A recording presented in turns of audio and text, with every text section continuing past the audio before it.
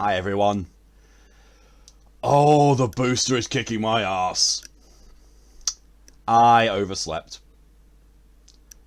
I woke up at 1:30 and looked at my phone and was like, yeah, it's fine, I can have like another half hour before my alarm goes off. Next thing I know, I've woken up. I was like, I feel like I've slept a bit too much. But what about my alarm? It's probably fine. Looked at my phone. 25 to 4. I was like, oh shit. Oh shit. Rush, rush, rush, rush, rush, run, run, run, rush, rush, rush, run. Got here mostly on time. Mostly. It'll be fine. Be fine. Hello everyone. Welcome to RPG Wednesday. Oh, I'm still in the habit of saying Wednesday. RPG Thursday. And the last day of me doing the VTuber week stream, because the weekend is going to be dedicated to the holiday hangout, which I'm still in several different minds about how to do it and what to do. One of the prevailing things is going to be, how the fuck am I going to put it all into videos? If I'm streaming all day, 2 days in a row, that's going to be a nightmare for making VODs to go on YouTube. So I'm thinking I might either keep the amount of stuff that's normally on the stream queue to a minimum or nothing, and just say, you know what, this is going to be a stream exclusive. Or if I do anything that's on the stream queue, I only pick those out of the VOD to put up. Because otherwise, it's just going to be a fucking nightmare. Unless, you know, I try and encode the entirety of the stream, and that's just, no. No, even I'm not that lazy. Oh. I am here with having my cold medicine and with my coffee. So, hopefully, I'm going to be sorted. Hopefully. Keep the VOD up on Twitch as long as possible. I don't take them down. I don't take them down off Twitch. Twitch does that. They are on there for 14 days. Unless I become partner, in which case that goes up to 30. Yay, Twitch. Hate Twitch. I really do. But, you know, other places don't even do that. Actually, no, I suppose VTube? YouTube Gaming kind of like automatically saves it on your channel. But then again, you don't get to edit it, so well, you could in YouTube Studio, yeah, YouTube Studio, but YouTube Studio is probably the worst piece of quote-unquote software I've ever used, so I would rather not. My eye tracking's got it. There we go. Right, let's catch up on some chat. I look to the side. There we go. My eye tracking's weird. It's completely gone. Catch up some chat and then jump in. Ugh. Excuse me sounding decongested. Excuse my inability to talk and excuse me sounding congested. I am very congested. Right. Catch up on chat time. Hello, welcome to Orion. It amused me that the Dark Ages in PC world was just 1993. No. No. Dark Ages says, you know, beginning of an era. Or the end of another one. That's the 1960s. When, you know, the computers filled up an entire room and had the computing power of less than a smartwatch. Hell, it's less than calculators these days. At least the resident I met, the person I'm listening to, he's probably young. Probably quite young then, if they think that 1993 was the dark ages of PC gaming. DJ, hello and welcome. On Epic Games, Vampire is free. They'd have to pay me to play that piece of shit again. Ugh.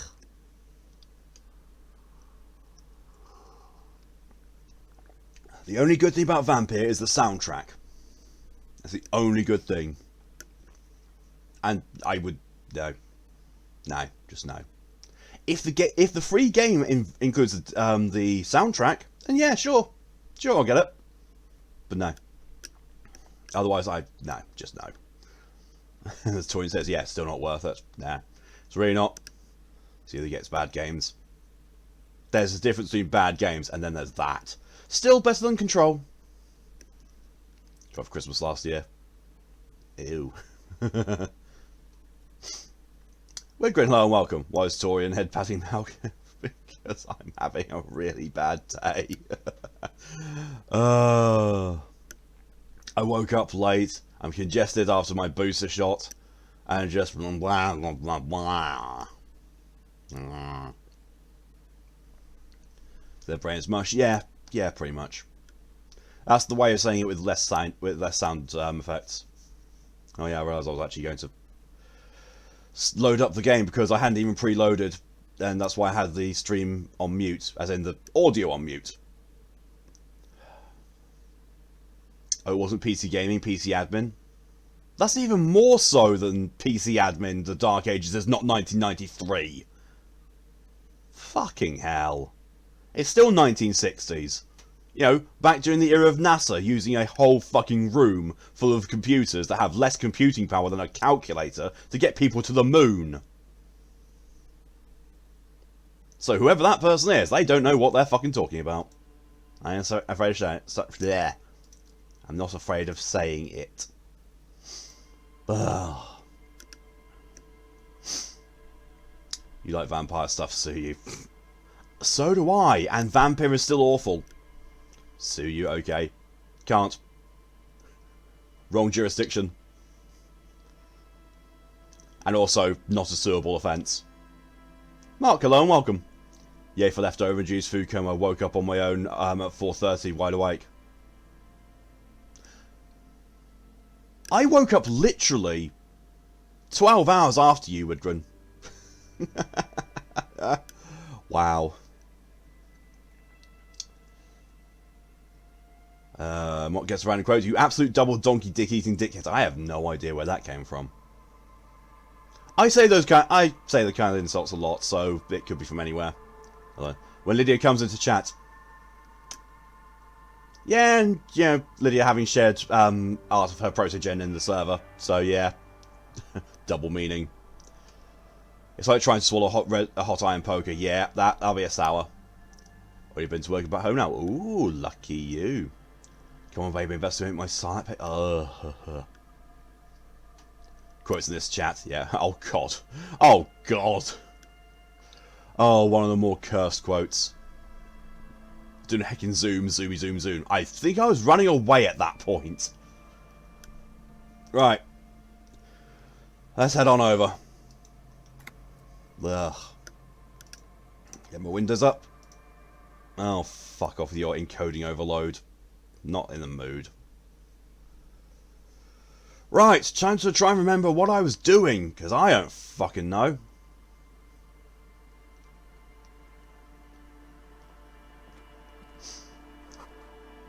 The sign says, entree into date. I don't know. And there's the other quote, cursed quote, thank you DJ.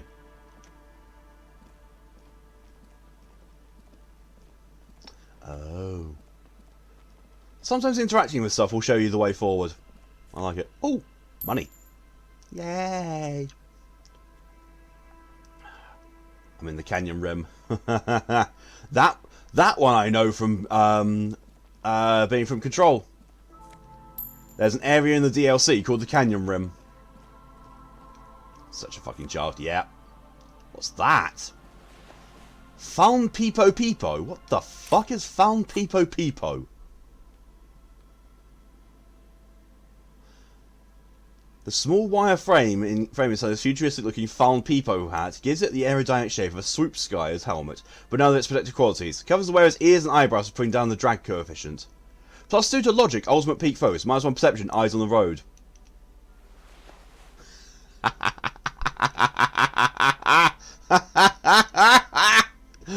Oh my god!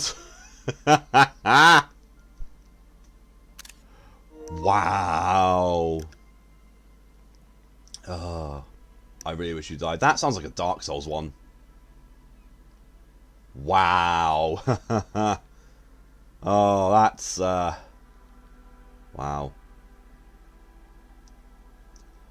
Jesus. How long has it taken me to realise I have a slot for bullets? I've only just realised there's a bullet slot there. I don't know. Good there, Harry. Yeah. Hey, I now have a full outfit on. It's only taken me till Wednesday. Any more jumping you can be stores in knitwear. Doors not only bar size inaccessible. Why are you showing up bullets now? Game. Seriously, game. There we go. Jesus Christ. Fitting quote, I know, right? Oh, God. I'm so glad I'm VTubing today. I do not look great. So deep fucking Satan with thorns coming out of his cock? Yeah, that's a sour quote.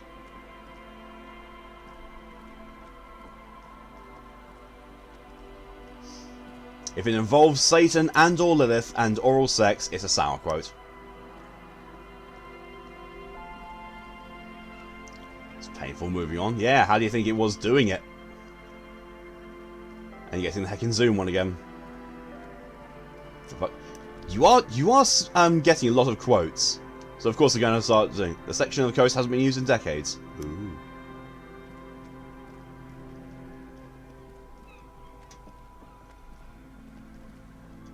Ooh, more people to talk to.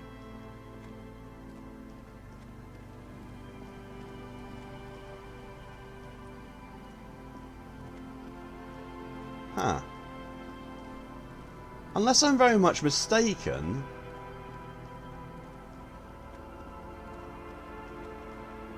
Huh. It looks like this is the rest of the map. Interesting.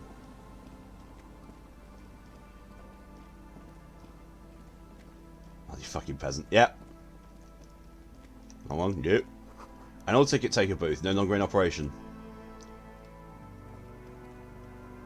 Yeah. This does get the feeling. This does give me the feeling that there's nowhere else to go apart from this bit of the map. You get some of those candies even more sour about the time you do milk than you do a collab stream with sours. Why? What's the point? We know you're immune to them, Torian. Miles indeed a peasant, but he's a peasant with anime MC looks. Yeah.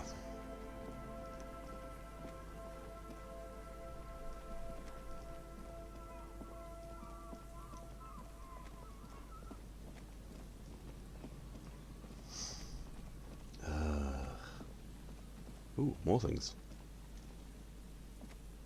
Someone has left an unidentifiable article of clothing on this railing. It smells really bad. Sekko's in the short stack.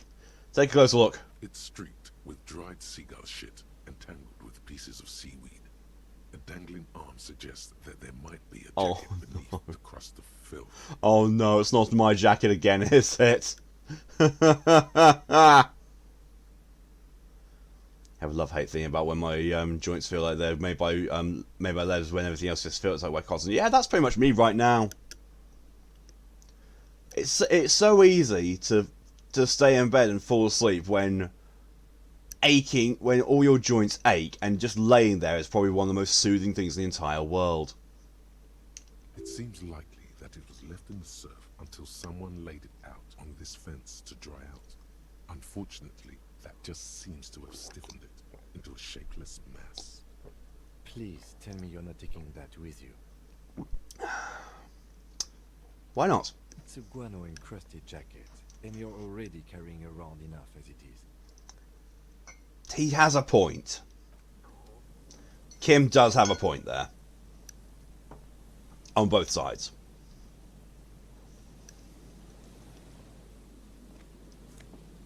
Oh my god, I actually can take it.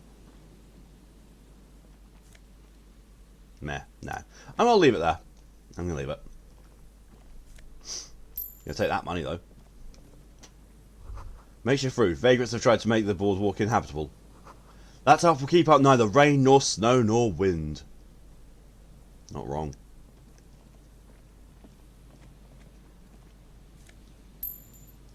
Money! Money, money! A big wine canister. It's open and empty. Aww. Especially in a cool room and a warm bed. Oh, yes. The smell. It's awful and familiar. What is it? Don't you recognize it? That hideous pungency. That faintly cloying sweetness. Only death smells like that. Fucking deep fried sheep's testicle. Something cold wakes in the pit of your stomach. Fear. Why am I stood inside the pole?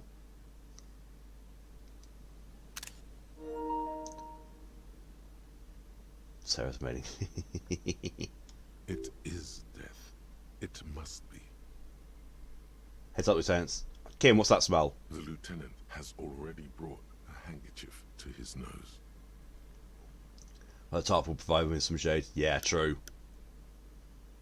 Eyes up, detective. Something's not right here. Yeah. I was just polling through. Yep. Careful there, these floorboards look rotten and weak.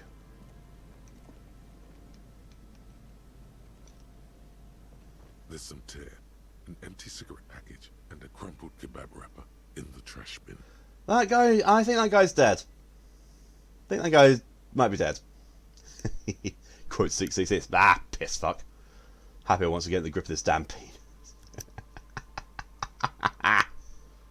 2 empty bottles of Tallulah vodka and a can of black potent porter is all you find. A tragedy. Looks in the can, eyes watering from the smell. He shakes his head with genuine sadness. Whoever tossed it here was a heavy smoker. The brand name reads Red Astra. Red Astra is the black market version of Astra cigarettes, known for their high tar content. You see traces of mayonnaise and ketchup on it, as well as a tomato wedge. The wrapper reads Shish Kebab Revachol. Oh, I really could go for a sheesh. A nice charcoal cooked sheesh. Oh. Most I'll just want to shove something in it. Yeah, that's got to be for control as well. It's no older than a day or two. No mold yet. Okay. A man lies on the boardwalk, his limbs bent and neck turned at an unnatural angle. Right next to him is an empty bottle of spirits. In his cramped hand, a chewing gum wrapper. Ah. Half of his body has slipped between the cracked boardwalk, starting with the right leg. The fall has left him broken. Oh. Contorted like a sad puppet. His leg fell through the boards and his head impacted the bench and snapped his neck. Oh, God. Hold on. Lieutenant squats next to the corpse and examines his face. 2 bulging eyes stare back at him, void of any signs of life. Lividity is faintly pronounced. Whoever this is has been dead for 2 days. No longer. We need to Oh, investigate. excuse me. Another dead body. This is your job. Steel yourself. Ouch. There's no scheme zero, much like a black hole. She pulls you in. Yeah. True. Foxx has an LMG. I'm dead. Yeah, that was me and Foxx doing World War Z. Oh, that was a good game. That's a really good game. Calm now. Carefully. Just another day. Just another dead body. Breathe. Study the man's clothes. He's wearing mud-caked boots, beige trousers, and an old Fuck brown leather what? jacket with a bright blue lining. There are traces of kebab sauce on his chest. Search his You pockets. find some sunflower seeds and a rain-soaked library card folded into 2. His jacket feels sodden and heavy under your hand. Good. We should take a look at that library card after this is done. Hard Zero's black hole. I'm going to tell her that was said.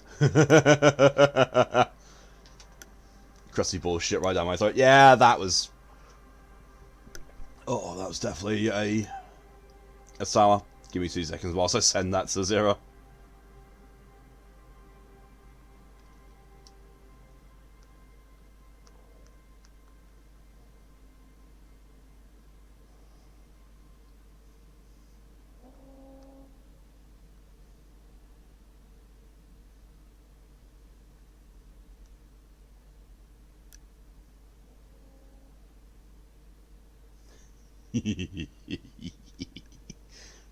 Told her.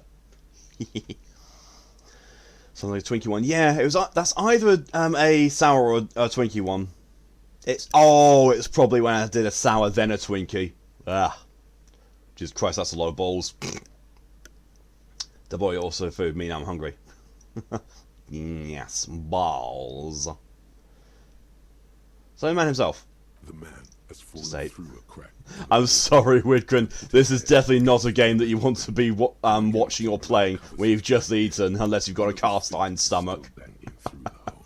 It's very descriptive. You have to be quite inebriated to fall that bad. Well over a litre of pure ethanol, 3 bottles of wine, or 1.5 of spirits. Well, we've just seen in the trash bin how much he's been drinking. Or maybe it was just dark.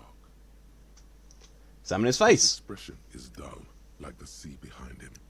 Drops of water shining on his moustache. Quite descriptive game, His yeah. eyes, empty and wide, look frightening in their frozen gaze. It's kind of amplified even more because of the narrator and the way he narrates it. It's really well done, but yeah. Height 170 to 175 centimeters. Yeah. Curly hair, stout build. Age approximately 50 to 60 years. Damn, that's kind of bad. He was just about to head home. The first step back home proved to be his last. Oh, God. Wow. Wow. That wasn't the issue, just saw DJ type. Oh, right. Oh, fair enough.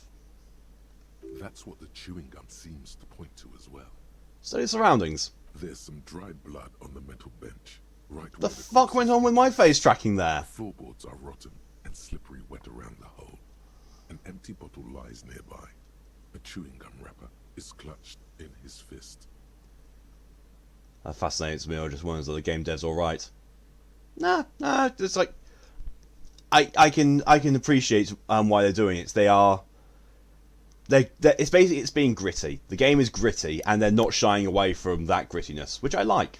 But they're also doing it in a way that they actually get rid of the offensive shit. They show what people are like without exposing it, like like blurring out the slurs.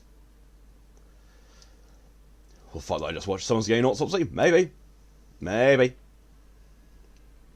Seven man's head. A dried chunk of blood covers the hair at the back of his head. An open wound. It's sticky and cold to your touch. This is what killed him. And he tried to eat while watching any of Peter Jackson's early works like Brain Dead and Bad Taste. I've actually never seen any of his early work. I think Peter Jackson, the very first thing I saw of his was Lord of the Rings. Yeah, I think that's literally the first thing I saw of his. Unless I've seen something of his and not known it was his. This is where he came out of himself, drop by drop, when he was unconscious. It took 3, maybe 4 minutes. Since play this game all over again, I need to play this game in hardcore mode. I don't see any other major wounds, do you? No, just the one at the back of his head. Seems like the head wound was fatal. It's exactly the shape of the bench. Step on the floorboards. They screech under your feet ominously. It's hard to say whether the dead man's weight was the cause of the boardwalk to break. It definitely looks fragile. For me, it was Brain Dead. It turned off of zombie moves ever since. Fair. I honestly haven't watched a zombie movie since the Days Later films. I can't even remember if I watched the third one because the second one was just bad. The second one was so bad, so full of plot holes. I touched this game again. That's what he's done in Sekiro. Yeah, go for it. He could have easily disappeared into the sea through that hole. Dawn of the Dead is a good one. That's one of the originals. That's one of the very early originals, back when the cause of zombies was radiation.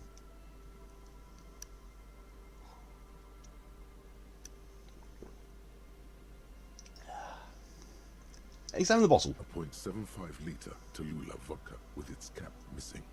There's hardly anything left inside. Shaun of the Dead 2. Shaun of the Dead is much more recent than Dawn of the Dead. And also, personally, I don't like it. I don't like Shaun of the Dead at all. Army of the Dead is good? Yeah. Wait, Army of the Dead? Or am I thinking... No, I'm thinking Army of Darkness. I'm thinking of the third Evil Dead film. Don't think I know Army of the Dead, then. Although someone I know was an extra in Cockneys vs. Zombies. Oh, Netflix original. Ah, that would be why I haven't seen it then. It's mid-market spirits with a slight touch of menthol. The man meant to enjoy himself, have a good time. Terror all around us. It's got Batista. Brilliant. Dave Bautista's turning into a really good actor. Like, the range of things that he does, oh my god. Like, him in Dune? Fucking hell, he's in Dune. Oh my god, his role in that is incredible. It's prequel to Army of Thieves. Oh. That's Zack Snyder's. Yeah, yeah. Ugh. Yes. Like, holy shit. I almost didn't recognise him. It's like, I'm sorry, who gave you permission to be that amazing? I think the only zombie movies I can watch is the Evil Dead series. I just love good Ash vs. Bad Ash. Yes, I really love Evil Dead. It's so, so good. So I'm chewing gum wrapper. Grabowski spearmint chewing gum. Green leaves on the cover. The man's mouth is half agape from the terror of the fall. You didn't recognise either? Yeah. Yeah, didn't recognise Brolin either. I mean, in fairness, Josh Brolin's largest recent thing is as a gigantic purple testicle. I mean, before that I saw him in Deadpool. Well, Deadpool 2. So, that helps me with knowing what he looked like. The thing that really got me for Dune was Duke Leto. Duke Leto is played by someone who almost always hangs around in the background. He's played, Poe from the new Star Wars films. I was like, what the fuck? Who the fuck? What? Why hasn't this guy got more leading roles? Suppose to have issue with Zack Snyder himself, just don't like his films. That's fair. It's fair. So, if it's a director, that's kind of what you should be having issue with. How about the Baron? Oh, the Baron. I don't know how, but they made the Baron so creepy and so... I know, so absolutely malevolent. Like, and it was effortless. It was absolutely effortless with how good he was in that role. I was like, holy shit, they did a really good job. So when I saw the trailer of Dune, I said that I was worried because of how they portrayed the Harkonnens. Because I'm used to the David Lynch version of them, with the Harkonnens, especially the Baron, having all the skin conditions and looking really, really kind of gross. And I didn't see that in the Harkonnens in this Dune. So I was worried that they weren't going to be quite as malevolent and scary and evil. When they turned up, I was like, oh wait, no, fuck me, no, they are. Whoa. Do you like Bro and give Sicario 1 and 2 a watch? I have not seen those at all. Probably should. The actor just Chef's Kiss, yeah. Well, it's Stellan Skarsgård who played Harkonnen? Yes. Yes, and he does it so well. Look at the blackness of death. Stench. You think you see white chewing gum too? He ate the whole pack, right? It's to cover the smell of alcohol before going home. The worst thing is... So many say that Batman vs Superman was the most boring superhero film, personally. I couldn't watch it. I got less than an hour into that film and turned it off. It was so boring. He knows how to play a villain. He does. He really does. Like, how many people do you know who can look ridiculously intimidating with half their head outside of water and then nothing, and you can't see the rest of them? Holy shit. I've seen it before. Almost the same scenario. Even the chewing gum. It's always the same. It sounds like the kind of thing that Harry did. The entire boardwalk creaks in the wind as you take a step back. Who is this man? Looks like one of the locals. He'd have to know this spot to come here. You don't just walk over here. Almost because when Loki touched him with the scepter, yeah. Yeah. But that's just a lazy assumption. What do you think? Used to see him play a Saxon war chief. That sounds amazing. At least this man knew how to party. Oh god, electrochemistry. Oh. That would be just sad. Oh my god. Why did I put points into electrochemistry? Why? Oh yeah, to try and remove the expression. But my good god. Oh. This was a mistake putting points into electrochemistry. Excuse me. We decided to watch 80s, 90s horror films. Good luck finding good ones. They are diamonds in the rough. This is an omen, a sign from above. Don't start drinking again. Yeah.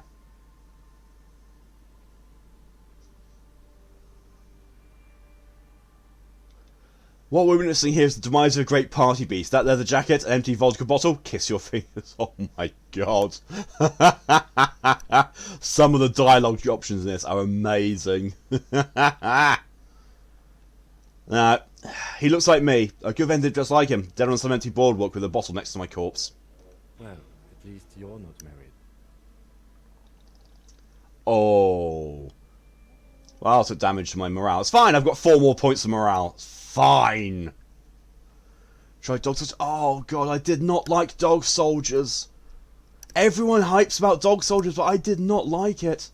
It felt like they set up an entire film to crack one joke, and the joke wasn't even that good. Oh. And the werewolves in it just... Oh. Ah. I am a very, very harsh judge of werewolf films. Especially where werewolves are the bad guys. Especially. Which is almost all of them, which I fucking hate. Haven't even heard that one. Don't watch it. It's so bad. So bad. So bad. That characters, it's not even that good character-wise. It's really not. It's just Day and Tucker vs. Evil. Never seen that. Never seen that. Or, what if you are? I'm pretty sure I was married. Spoof. Oh, right. Never seen it. And, like... Horror spoofs are very hit and miss with me. Very hit and miss. Like, I don't know. It has to be very, very specific for me to actually enjoy it. Otherwise, I just sit there bored. It's got Alan Tudyk. Oh, my good God. Oh, be ready for me to not realise who he is. But let's try to not run ahead. For now, all we know is that he's an unidentified middle-aged man found dead on the Martinez boardwalk. What do you think happened here? Death by misadventure. He slipped and fell through the boardwalk. A truly unfortunate accident. If it wouldn't have been for that bench, he'd be alive. Ever seen Dodgeball? No. Bits and pieces of it.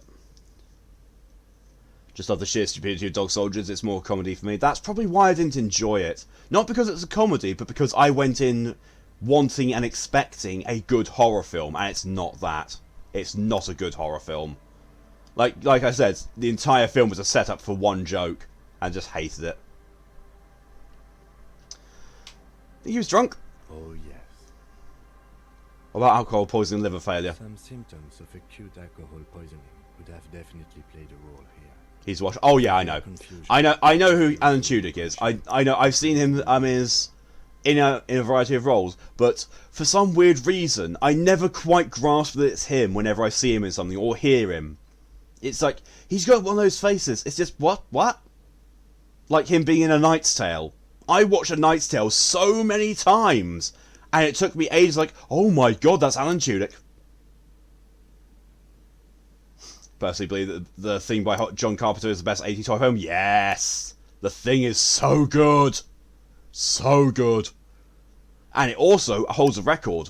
It's the movie with the fewest mistakes in it, because it has almost none. He's also the voice of Hey Hey, the chicken in the miner. Yes!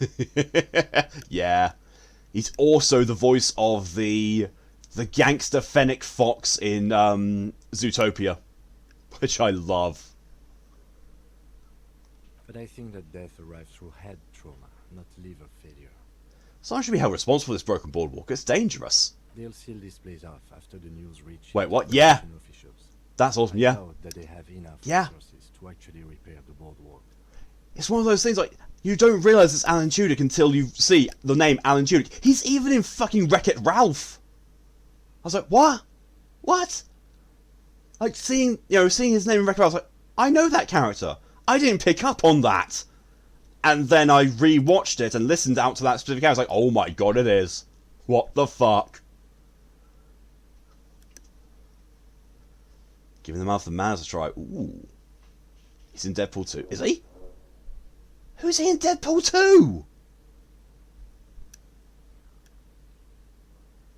What the fuck? Who is he in Deadpool 2?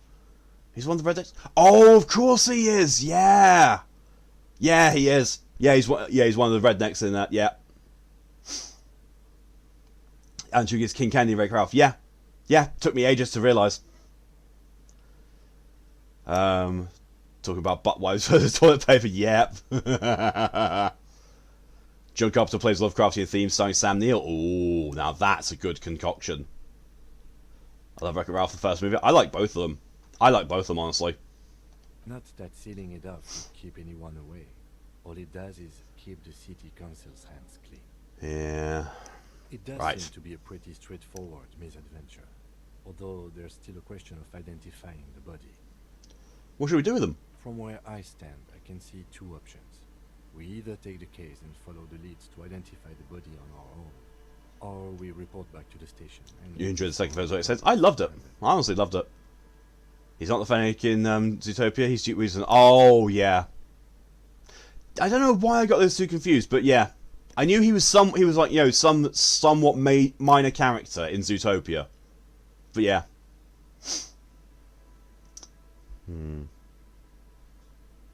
Hold on, what about field autopsy? a field autopsy isn't necessary if the cause of death doesn't appear to be criminal, and this looks like a simple accident to me. Fair. Alan Tudyk is basically a medium. Yeah, pretty much. Pretty much. Oh, who else? So is Johnny Depp. If you ever see Johnny Depp in something outside of Pirates of the Caribbean, he is so hard to recognise. He really is. Was the second joke we made regarding Frozen? What? I'd say we should just write down head trauma in the autopsy report and leave it at that. It would save us at least 2 hours of unnecessary work. Yeah. You're right, I don't see anything criminal here. Let's leave it at that. Good call. The guys at processing can take care of the rest. Johnny Depp, yes. Let's watch the Tim Burton films. Even then, like if you've ever watched Sleepy Hollow, not easy. It wasn't easy to recognise him in Sleepy Hollow. And then from Sleepy Hollow to Sweeney Todd. I didn't enjoy Sweeney Todd because audio processing issues, couldn't enjoy it because of all the singing. I was like, please stop trying to tell plot via songs. I can't do it. I can't. Also, if you can stand Christopher Walken, I would suggest watching The Prophecy. He nails that role of Emilio Tense and Lucifer. Oh, now that's something to do. Johnny Depp also voiced Rango. Yes. Duke Weaselson, there's a Duke in Frozen with the same name, and the other joke is when Chief Bogo tells Judy to let it go. Yeah. Yeah. And also, when the Chief also tells Judy, like, this isn't some magical princess adventure where all of your dreams just suddenly come true. It's like, nice, another nice product, Disney. Which is Idris Elba. Yeah. Idris Elba's got such a fucking good voice. Also, if you want to see Idris Elba in a really, really good and gritty detective series, look up Luther. He is amazing in that. Absolutely amazing. Have I got Idris Elba? Yeah. Yes. Yeah, Luther is so good. He's also good in Dark Tower. He is. I absolutely loved him as Roland in the Dark Tower. He really, really is so good in that. And welcome. I mean, still, I enjoyed Dark Tower just in general, but Idris Elba being Roland, chef's kiss. You finished that book series. I've read the first book and that's it. I own 2 other of the books in the series, but I haven't read them. Excuse me. We found them. We should finish this. All right. We should first examine the library card you found. Then we can call the station from my kinema. Let them know we are taking the case. Leave. That's so inaudible. I wouldn't be able to. I wouldn't be able to I wouldn't be able to listen to him. Dark Tower by Silver King. Yep. The library card is folded into two and still slightly wet to the touch. The front side reads, Central Jamrock Public Library Card, issued to Billy Mijon. Heard that one's mixed. Honestly, I think it's the best thing that Stephen King's written. It's much better than his horror films and horror books. Much, much better. It's probably mixed in terms of reviews because people who read it expecting Stephen King horror will get disappointed. People who go into it with an open mind will enjoy it because it's Stephen King. It's like the first thing he published, like back before, you know, he got to the point of being able to publish literally anything, which is his status now. Stephen King is Gerald's Game. Not seen that one. Guys, audiobooks always tune them out after a while. Yeah, I'm the same. How about Doctor Sleep? Meh. Meh. Billy Meh. is a unisex name. Could be the deceased or his family member. Look at the backside. But If lost, please return the card to the library. Dial 005 02 Most Views became a movie, but I read the book when I was 7th grade. Big mistake. Morell Street, 78, Jamrock. Yeah, Business but I'm not 900 not to not a fan of Stephen King's horror. It doesn't get me. Doesn't get me. Really doesn't. If you want a horror author who does get me, Clive Barker. Clive Barker is really good. Of course, Carrie in it. I didn't find Carrie as to be a horror movie. I really didn't. I don't know. And I've never seen it. Never seen the original nor the remake. We should give them a call from my kinema. See if we can learn anything about Billy Mijon. Dragon's Eye was another one that's co-authored. Ah, Clive Barker, yes. Yes.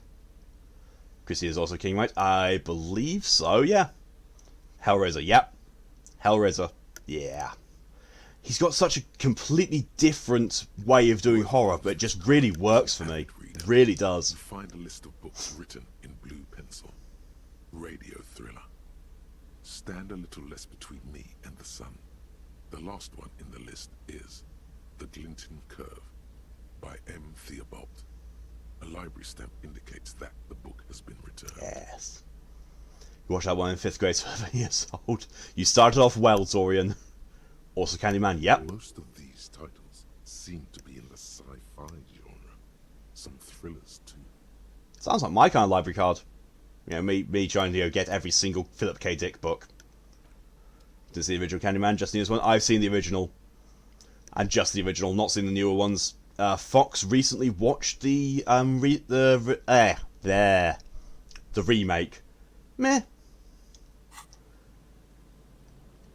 Wasn't the best.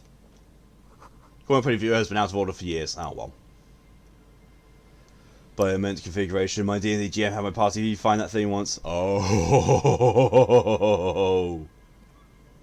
Anything else here? An empty No. Nothing else there now that I've taken the case. Dead body in the sport, like, on the boardwalk. Cool station about the body, cool jam at public library for information on the library card's owner. Awesome. Tony Todd's voice. Yes. Yes. Fucking. Ugh. Fucking eye tracking.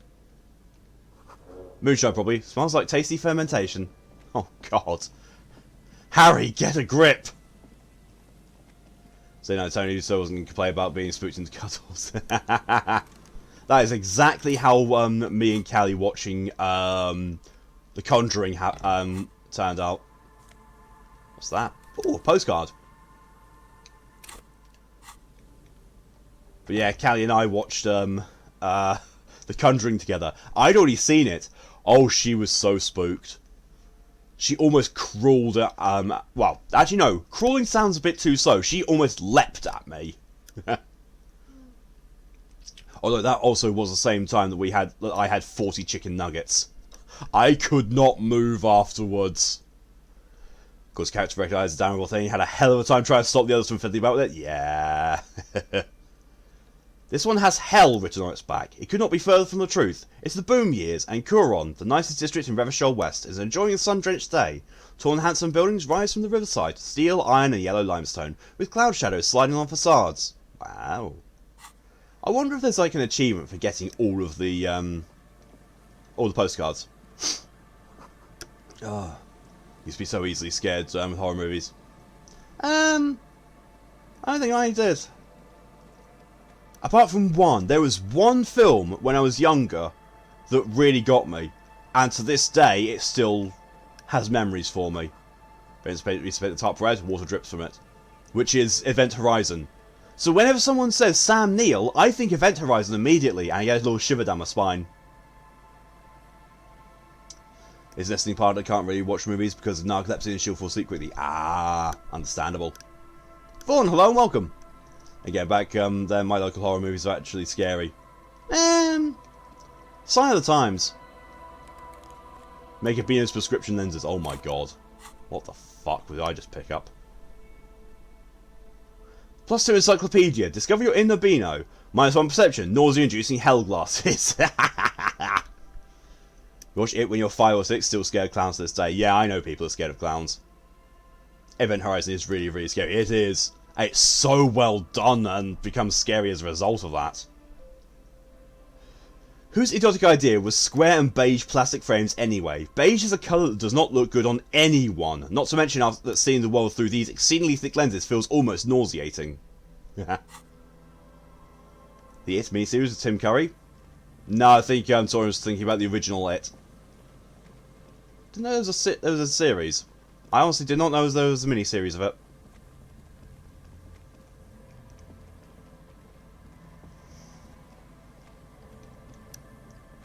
A metal payphone under a yellow plastic dome. You could use it to call someone, unless you're out of change. Or I could use the radio in the in Kim's Kinema. Don't remember that long ago. Nor do I. It stands to reason how bad my memory can be with you know, how much I keep forgetting what the quotes are for. Can I go in here yet? Heavy wooden doors, more than twice your height, stand shut in front of you. The rectangular sea-worn ornamentation appears in stark contrast to the padlock, carelessly drilled into the wood. Tools equipped. Yeah, I think I might need to. Let's try this. Let's try opening it with the padlock. Heavy wooden doors, more than twice. Holy shit! Shut in front of you. The rectangular sea. There you go, slasher films. Slashers never really got me. To the padlock, carelessly drilled into the wood. An ex of mine was really, really into slasher films, and I was like, meh. Horror movie that scared me the most as a kid was a local Swedish movie called Besakama, aka The Visitors. Oh. Like Halloween and Nightmare on Elm Street. The original Nightmare on Elm Street is still scary to this day. I watched it on the plane to Florida last time I went there. Holy fuck. Even on a small screen with really bad audio quality, that was still fucking scary. Talking of quotes, go for random quotes. To be fair, all shoots are haunted. They have souls. Keep forgetting that Widgren is a little older. Yeah, Widgren's like 5 months younger than me. Think. Yeah. Are you older than Nope. No, Widgren is, I think. Yeah, 1987. Yeah, I'm 1986. Which would make you actually know I'm a lot older than him then. Not a lot. Well, I'm over a year older. Early 87. Oh yeah. Okay, closer to a year then. Freddy Krueger is one scary motherfucker. Yeah. Let's try it. A Fuck. minute or so of mauling away at the lock has led to no success. The pry bar in your hand has given you 0 mechanical advantage. I'm meant to leave the lock The alone. doors remain unchanged, closed with a padlock. Fuck. I need a super pry bar. I really need a super pry bar. And please forgive me for thinking you were way old. Oh, wow. I mean, Torian, wow. I was going to say clues in the name because, you know, Widgren 87 lends that to be early 87, but you never know. A sussy backer! And thank you, Dorian. So I find the haunted films the least scary these days.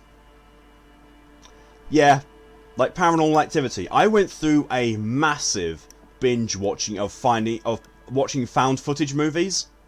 One of them was good. One of them. I watched a load of them, and one of them was good. He's 13 names. Sometimes that's because that's the year I was married. Ah! That make Wid and Malk the elders. I always feel so old here. And then you get Scoo. I'm like, what, 7 months older than Scoo?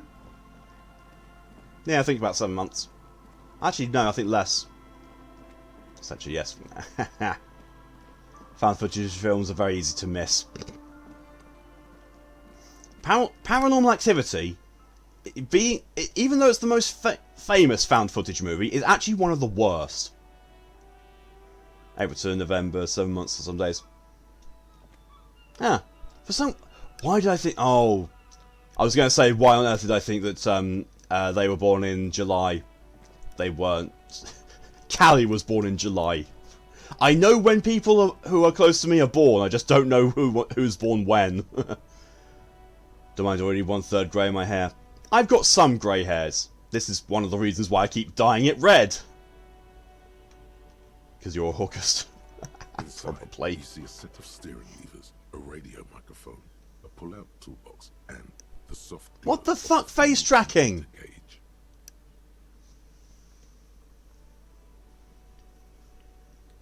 Oh my god, I only just noticed that my brain autocorrected 1/3 Gary in my hair.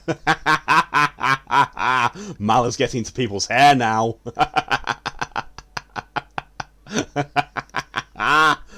Oh. Then there's Hostel. Nah. Torture porn. Not a fan of torture porn movies either. I watched almost all the Saw films.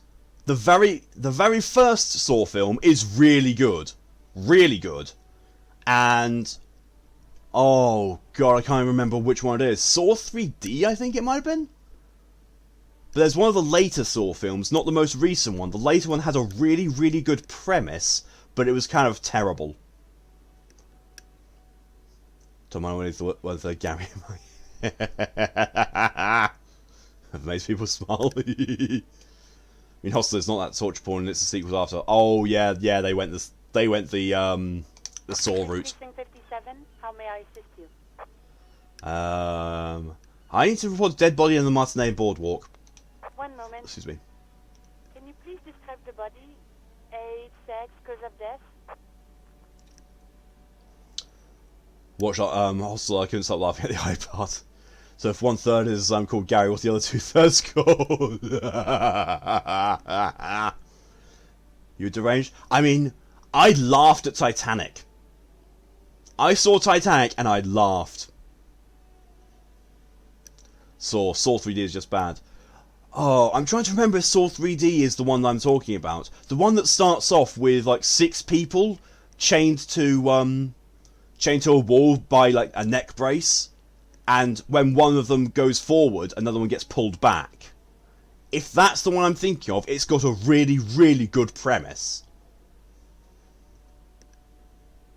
Then it's Human Centipede. Never saw that. Never saw that. That's always sounded more gross than anything I've had. That was Jigsaw. Is it? Oh. Weird. Hills Have Eyes is pretty decent, what I can remember. If that's the one I'm thinking of, I think I gave up watching partway through it. That one's Jigsaw. Oh. Well, the one that starts off with the 6 people, that's got a really good premise. Really good. It's not something I'd like to watch again, I don't blame you. My only experience with the Human Centipede is watching the South Park version, the Human Centipad. Which, that one's funny. Good god, not Human Centipede, yeah. So, Unidentified middle-aged man, height 170 to 175 centimeters, dark hair, medium build, looks like he slipped, fell through a hole in the boardwalk and hit his head against a metal bench. We suspect he might have been inebriated when he fell. There were bottles all around him, and traces of vomit on his shirt. The remake was not as good as the original. Often the way, especially with films. Any signs of violence? No, it seems like an accident. No field autopsy necessary. What about his belongings? Did you examine his clothes? He was wearing boots, trousers, and an old leather jacket with bright blue lining. I found a library card from his pockets. Any information on the library card? It's from Central Jamrock Public Library. It belongs to someone named Billy Majane. Good. You have a lead. Do you and Lieutenant Kitsuragi want to take the case, or should I assign it to someone else? Either Jigsaw or Saw 2, I don't know. It was not. It definitely was not Saw 2. It was not Saw 2. Saw 2 is when they started becoming massively torture porn. And even then, I didn't freak out about Saw 2 all that much. Apart from the bit where the guy falls into the pit of hypodermic needles. Then there's like, I have a fear of needles in that sense. There. It's always overly complicated. The first one is really good. The rest, meh. Meh. Apart from the other one that I said had a really good premise, but still, it was let down by the fact that all the blood in it was pink. I was like, oh well. But the idea behind it, really good. Really, really good. They went back to the whole thing of, the Saw films were there to teach people a lesson. And, well, the people in the traps were there to be taught a lesson. And that was very much the case in the one that I'm trying to describe. So you're making progress on the embroidery, doing turkey stitches. Ooh, bok bok. Well, the G sword is then, yeah, probably. We're taking the case. I have assigned the case to Lieutenant Kitsuragi. Please follow up on this library lead to identify the man. We'll send someone to take the body to the morgue. Yay! That's all for now. Thank you for reporting in. Is there anything else I can do for you? That's tomorrow. The armoured boots thing is tomorrow.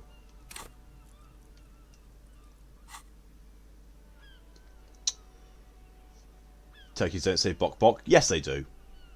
In my world, they do. Also recommend a couple of creature features. Mimic and Relic on Wishmaster. Never deal with a Djinn. Yeah! Yeah, Djinns, you make a wish to a Djinn and you gotta be really, really careful with your wording. Spectral shit bucket. Very, very fitting. Can it be to Jamrock Public Library? Hold on, officer. There's one part in Juice that ended up revealing one of the victims is basically a monster. I mean, yeah, the main character. Because the whole premise of it is essentially you have 6 people and every single trap they go through, one of them dies in it. Because, it very much seems like no matter what you do, everyone, there's not a way for everyone to survive. One person has to die in every single one of the rooms. But by the final room, it turns out that there was a way for everyone to survive every single one of them, and the final trap becomes nearly lethal for one person, but for 6 people working together, it would actually not been all that bad.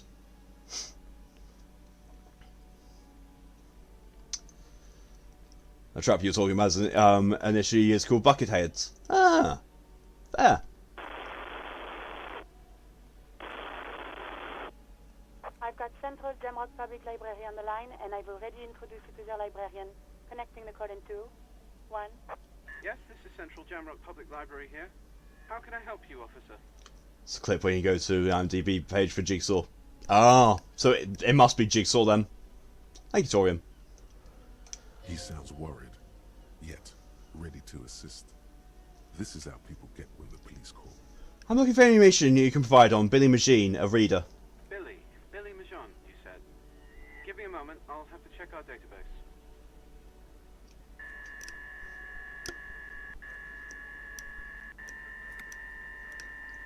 On just a good movie in general with some slight horror elements that I would really recommend is The Ghost in the Darkness. starring Val Kilmer and Michael Douglas. Oh, wow. It's not often you hear of good movies involving those two. Yes, hello, are you still there? I found Billy Majon's home address. Is that alright? No phone number, unfortunately. They're too poor to have a phone line. Yes, home address is fine. Here we go, sir. Rue de Saint-Ghislain, 33B, apartment number 20. It's in Martinez, I believe. Cape Side Apartments, it says. That's all. Do you have any other information on Billy Machine? It says here that they returned their last book just a few days ago, but I wasn't at work that day. Do you know someone who was? Marie? Marie? Do you remember a reader named Billy Majon? They returned a Tybalt book the other day. Source Texas Chainsaw Massacre. Haven't seen it. Although Foxx has been on a binge of watching all of them lately. I mean, Kilmer was good in Romeo and Juliet. Yes, that's the only thing praiseful for his name. And even then, probably wrong. I do not recall any of the Romeo and Juliet films. Actually, no. I recall one of them, but it wasn't Romeo and Juliet. Actually, no, I think it was Romeo and Juliet it was called. It was just, Jet Li. And it was a martial arts film. It was actually fucking good. As weird as that seems, a Romeo and Juliet film that's just a Chinese martial arts film, but actually fucking good. Kim was good in Heat as well. Meant the one with Leonardo DiCaprio. Yeah, I thought so. That one was so weird. Hand me my long sword! Goes for a submachine gun. It's like, what? What?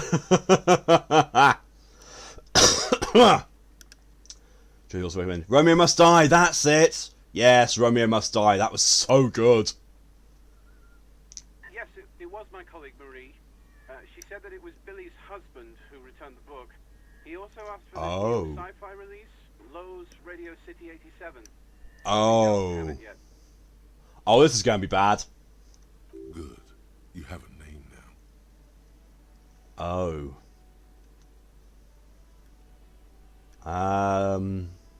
Do you know the husband's name? Sorry, no. Marie only knows him by sight. Can Marie describe to me what the husband looked like? Marie? She said it was an older man, and that she's pretty sure he'd had a drink or two the last time she saw him. What was he wearing? 1 second. Librarian's heads away from the phone again, relays the question. Sorry, Marie wasn't really paying any attention to that. Ah. So Billy Majan is a woman, not a man. How do you call it known it was her husband? Marie knows Billy. She's been working here longer than me. Sometimes her husband returns some books for her. Ah. The original one was great, the second one is more dark comedy, later sequel was just awful, then there's 2003 remake with its 2005 prequel, then there's the sequel to the original in 2013, finally fucking prequel in 2017. Yeah, the timeline for Texas Chainsaw Massacre is just weird. Really weird. And then goes for a little drink later. On the lookout. Thank you, that's all from me. I have no other questions. Happy we could help. Goodbye, officer. Librarian hangs up, the call gets redirected back to the station with a soft click. Anything else you need from me? Nah, we're good. Done for the radio for now. 57, over and out. In the cabin, you see. Okay, so go to Imogene's apartment to deliver the bad news. His apartment buildings on North Martinez, apartment number 20. I know this apartment building. We've been there.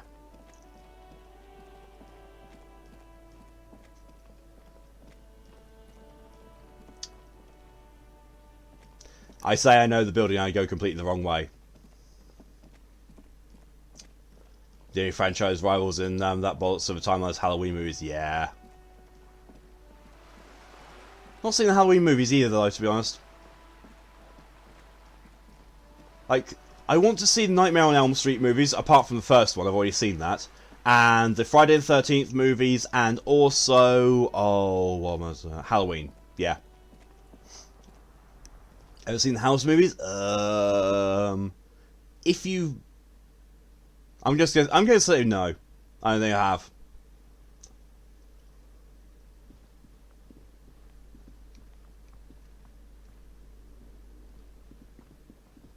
I have no idea.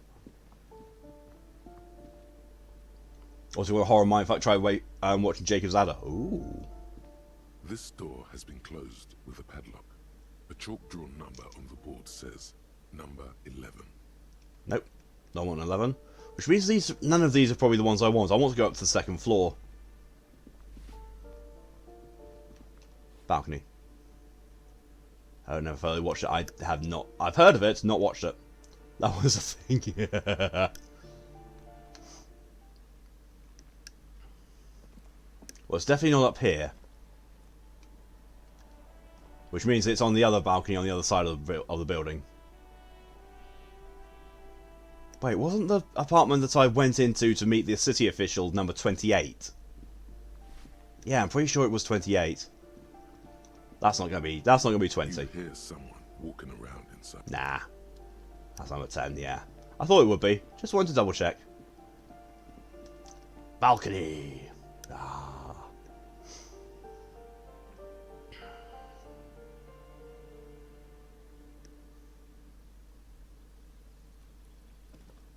I'm guessing it's this one then, because the only other one that's here is...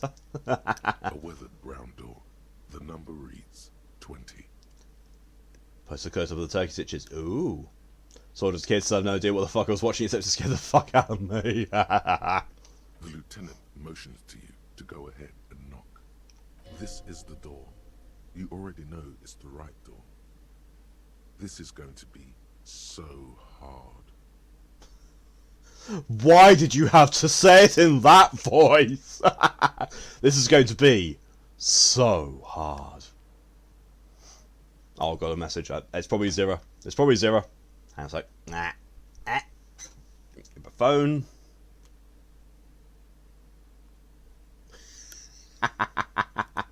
Yeah, it was 0. Yeah, the whole thing about harder than Zero's black hole. Yeah, that got a laugh from her. Don't knock, just leave. You don't need this. You don't need to sad it up. Oh my god, the necktie. Knock. Hello? Who is it?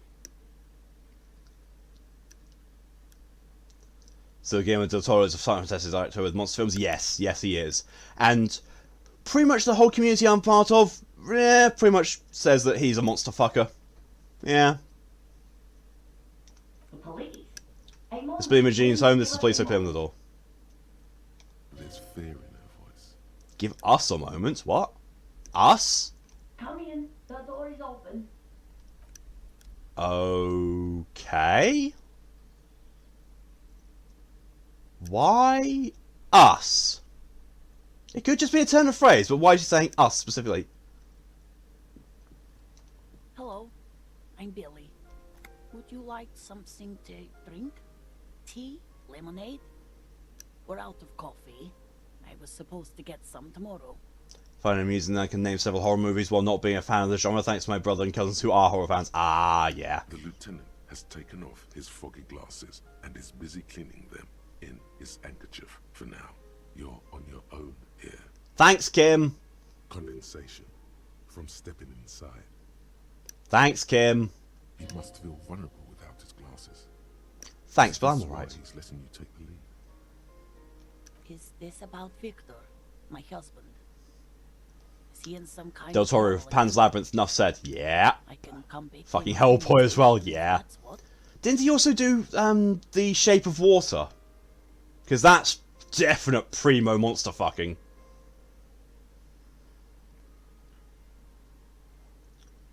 No, this is something much worse.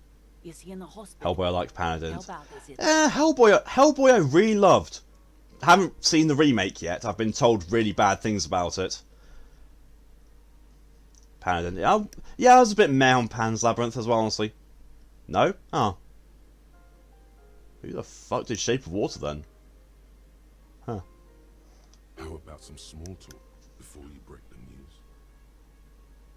Jesus. Leave me the Victor, your husband, right? It's me, Victor, and the kids here. Ah. Two daughters, Jenny and Jolie. That would be why. Yeah, that would be why she said us. Hellboy and sequel are fine enough. Yeah, I really liked both of them. The remake though I've heard so much bad about. Really like Noada. Yes. How old are your daughters? Jolie is 16 and Jenny is turning 18 next month. And where is everyone? I don't see everyone home. The girls are staying at their friend's place tonight. And Victor is out. Out where? He has a problem with drinking. And so he disappears. Always been a fan of the every mystical now and beasts then. and times creatures in modern times? Yes. Definitely yes. Remake was just sure to watch? Yeah, I've heard as much. He's probably in the parks drinking with his friends. I sent him to the library a few days ago, but I guess something came up. To your knowledge, did he make it to the library? No, I guess I'll find out when he decides to come back home. That's fun, yeah. Yeah, I've not heard anything good about it. He's never gone for more than a few days. What are we supposed to do in the library? Just to return a book of mine. Why? Why all those questions, detective? Did he... Shame, Do yeah. something? Break something? It's a fool's hope. Was it The Glinting Curve by M. Tabot? Yes. Do you remember what he was wearing the last time you saw him? His old leather jacket. Can you describe it? It's just your average brown leather jacket, but he bought it as a teenager, so... What about the inner lining? Yes. The lining is hand-sewn, it's blue. I tried to make the thing more weatherproof since he's running around with it in the middle of winter. Why are the questions? Oh, I don't know, because it's my job! Yes. What was the name of the library? Just a... It's in Jamrock. The one at Mayrow Street. I don't know the official name. Now I just want to play Cult again, the only tabletop RPG I know of where you could literally be haunted by gremlins. I'm haunted by gremlins. It's called my friggin' niece. Central Jamrock Public Library? I think, yes, if that's the one on Morell. Oh dear. It is. That's something I have to tell you. She folds her hands across her chest. You've done Yes. it. Just keep your focus. God, do I just see he's dead like that? Yes. That's the most important thing. Use that. Why is your milk filled in the coffee area? Fuck, that was one from Zira. That was Zira telling us a story that happened to her at work. No euphemisms. This is what you came here for. Ma'am, I'm very sorry to say, but your husband, Victor Mijon, was found dead on the Martinet boardwalk. What did you say? Your husband, Victor Mijon, is dead. I'm very sorry for your loss, ma'am. Oh, Touched her neck. I was pale at pearls and seawater. That's her. Our culture savior, Jesus Christ, he was a good guy. oh. But he was just... She looks at the kitchen table where 2 cigarette butts are still in the tray. To between you, words can't express how I dislike thee. Yeah. But he was just here. Alive.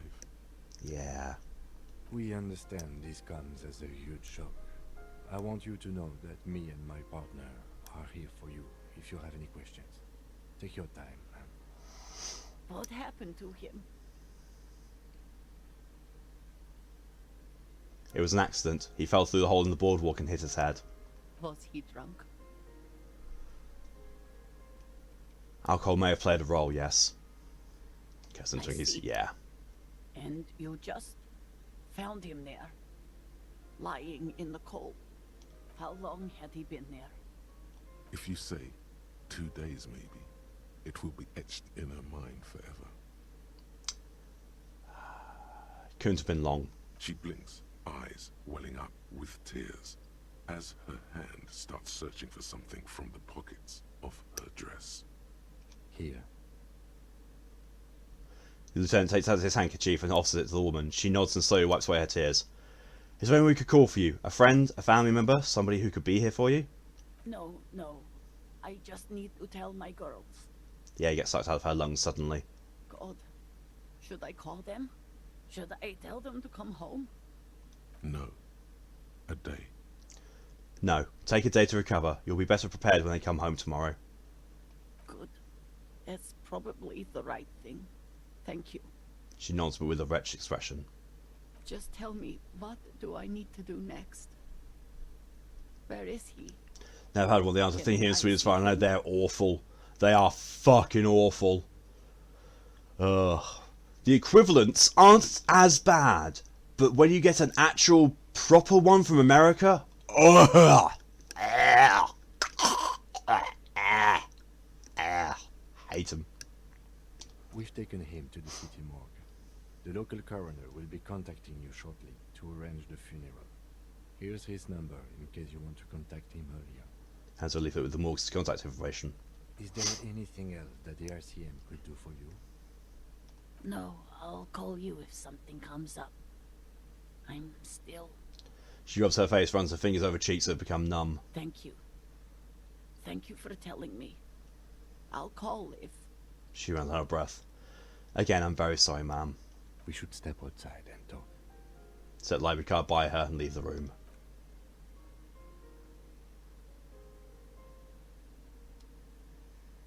God. Wow. Wow, this game. This game is... God damn, this is well written. You did well.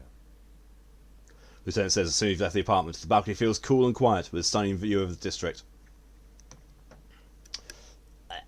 Thank you for the hydration reminder, Enwarp.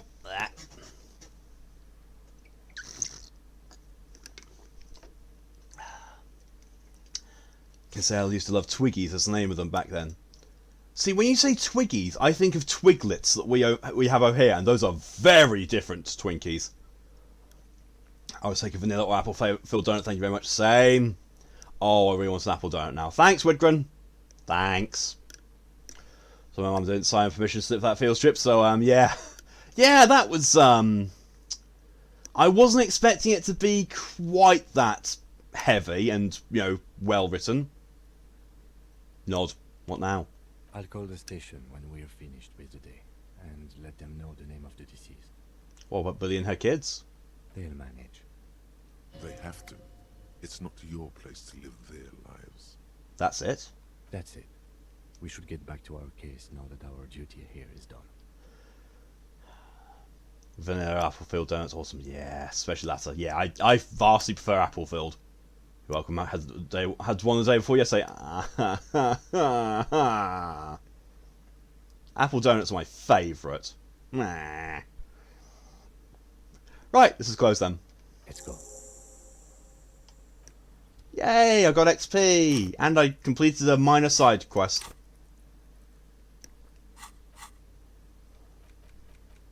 Isn't done there.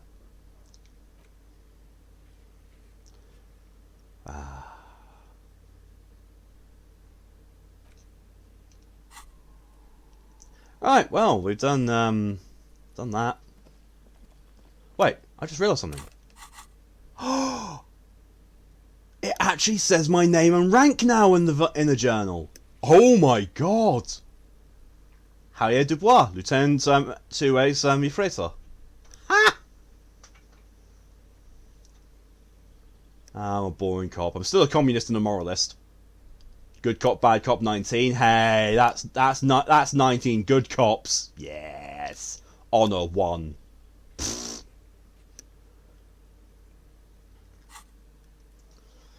Chance rare to get Applefield donuts here. It's not that rare here, thankfully. But yeah, I can imagine them not being all that common over there.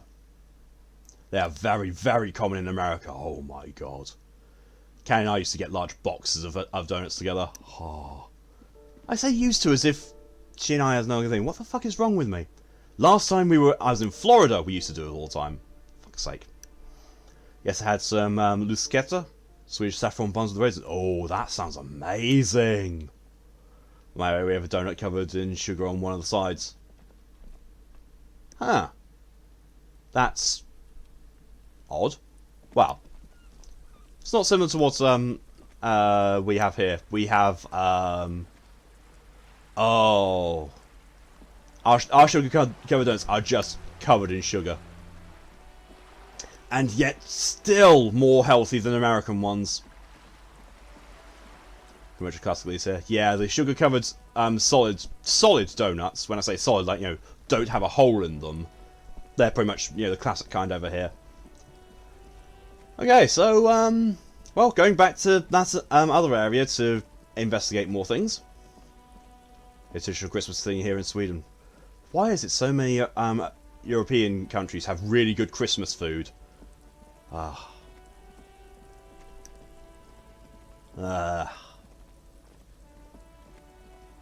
not a fan of Christmas, but my good God, going to a Christmas market in Germany and sampling all the food they have there. Oh, yes. Oh, my car. Seems the walker was either very confused or drunk out of his mind. Yeah, that would be me. Drunk out of my mind. Absolutely fucking steaming. Now, as far as I know, there's nowhere else to go. Oh, actually, what's this? Oh, I could go in there, but I'd probably have to break the lock, and yeah, I don't really want to do that. Excuse me. Because many of us had nothing to do during the winter but cook. Yeah. Do you find anything about the Loveday's husband at the cafe, I mean? That's true, we haven't found that yet. Yet. But I haven't been speaking to many people around here, so who knows. Woman next to a bucket of clothes hums an odd melody. Her eyes are closed. You're not sure about the melody, but it might be South Samaran, possibly Sigayan, also known as the Apricot Suzunti. Welcome to the fishing village. Please lean in closer. I have cataracts. Lean forward. Oh, welcome, police officer. We don't cause any trouble around here. And we don't want any trouble either. We are not here to cause any trouble, madame. Trouble? Say the second thing, Bratan. Shows you got style. Oh my God, say the second thing. The second thing is, we're cops. We're hellraisers. Click, click, bang, bang.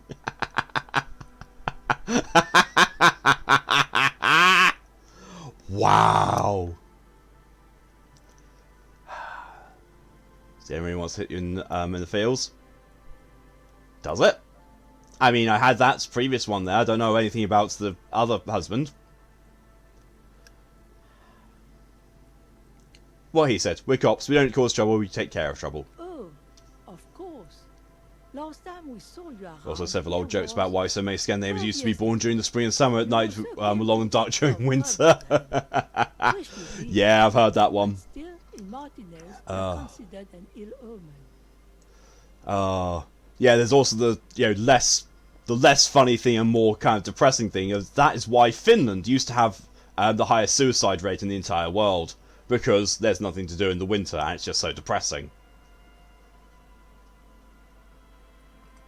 I am an ill omen! Alright. Wait, I've been here before? No, not you personally. I mean, in fairness, I have. I crashed my car over there. One of them killed another. Locked himself in that woodshed over Hang on, what? there. Yeah? Finland used to be the suicide capital of the world. Used to be. Isn't anymore. Don't know where it is, but it's no longer Finland. Finland is still pretty high up there, though. He was brooding. Needed some help opening the door. You got it open for him. It took him to think about what he'd done in a more secluded place. Somewhere more quiet. Oh. Estimations Finland exists? Wow. Wow. She says it as if he was on some kind of spiritual retreat. What kind of ill moment are we talking about? Oh, the usual. Dark tidings. Black hound. That's you, all right. A black hound licking your own heels. If I'm considered an ill omen, why hasn't anyone told me that? Maybe they are afraid. Why? Because you're an ill omen. But you're still welcome here. As long as men with guns aren't chasing you. And maybe even then. Because that's the kind of fishing village we've built. I'm sorry there's not a lot of room to park the motor carriage. And not a lot of houses. Or a lot of people. My bad kids joke, are long sorry. gone, Jesus. searching for treasure. I just never heard that, you know, being like that. Jesus. Ah, look at me ramble on. What brings you to us? What's in this fishing village? Just us. It's barely a village anymore. We almost don't exist. What do you mean? This is pretty much a non-place. A gap. A blank spot on the map.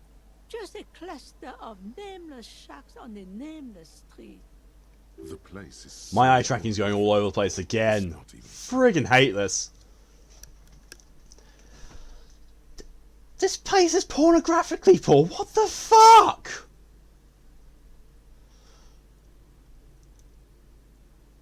Who else lives in this village? Well, there's Lillian and her kids. A few new folks. Have you live only in the recently house heard of to it? the east, Estonia? What? but they are Wow. away right now. Wow. And then I mean, there's the Drive. it is a more geographically obscure place if you don't, you know, if you don't look into it. But yeah, there are some places in the world that are more geographically obscure than others. Even for them. And at least you're not as bad as the Americans. You know, America is like, what exists outside America? I don't know. I met Lillian already. Lillian is tough. Tougher than the men here, at least. If it wasn't for her and the kids, this place wouldn't have a spark of life left. Keep hearing a similar joke on Country Here that exists on an IT game chat. Yeah, when it's a joke that continuously gets repeated like that, it just loses all sense of funniness. There's a fighting words, Malk. Prove me wrong! You can't. Like anything from Europe, even most of the Scandinavian countries. Yeah. Haven't seen any drunks yet, though, apart from me being Sooner or one. later, you'll see for yourself. Don't have to look long to find these guys. Oh, there's another topic I'd like to address. She nods, rinsing another piece of cloth. What's further down the coast? Not much. There's the abandoned church, the Dolores. You know, several countries outside the US. Several. Not a lot, several. Why is it abandoned?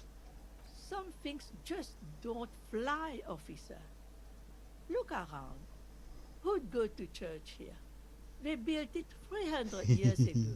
Must have been nicer then. So, they don't hold services there anymore?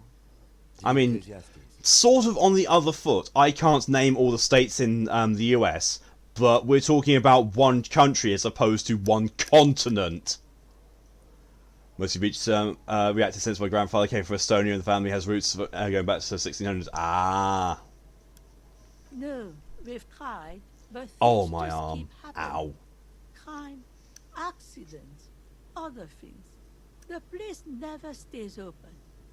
It's a pity. It used to be such a nice church. She's not telling you all she knows. Keep her talking. The thing leaving stuff out. What else is going on? Well, there's that Excuse me. music from across the sea. Huh. It started a few days ago, and now it's blasting even through the night. And now, suspicious-looking people are sneaking around. That could be me. That could easily be me, suspicious-looking person. Interesting. You could look into this ruckus if you I have mean, the time. I already kind of have started looking into it. It's, you know, kind of, yeah. Perhaps the mysterious music is somehow connected to the case. A Rusalka or a half-demonic Apsara singing.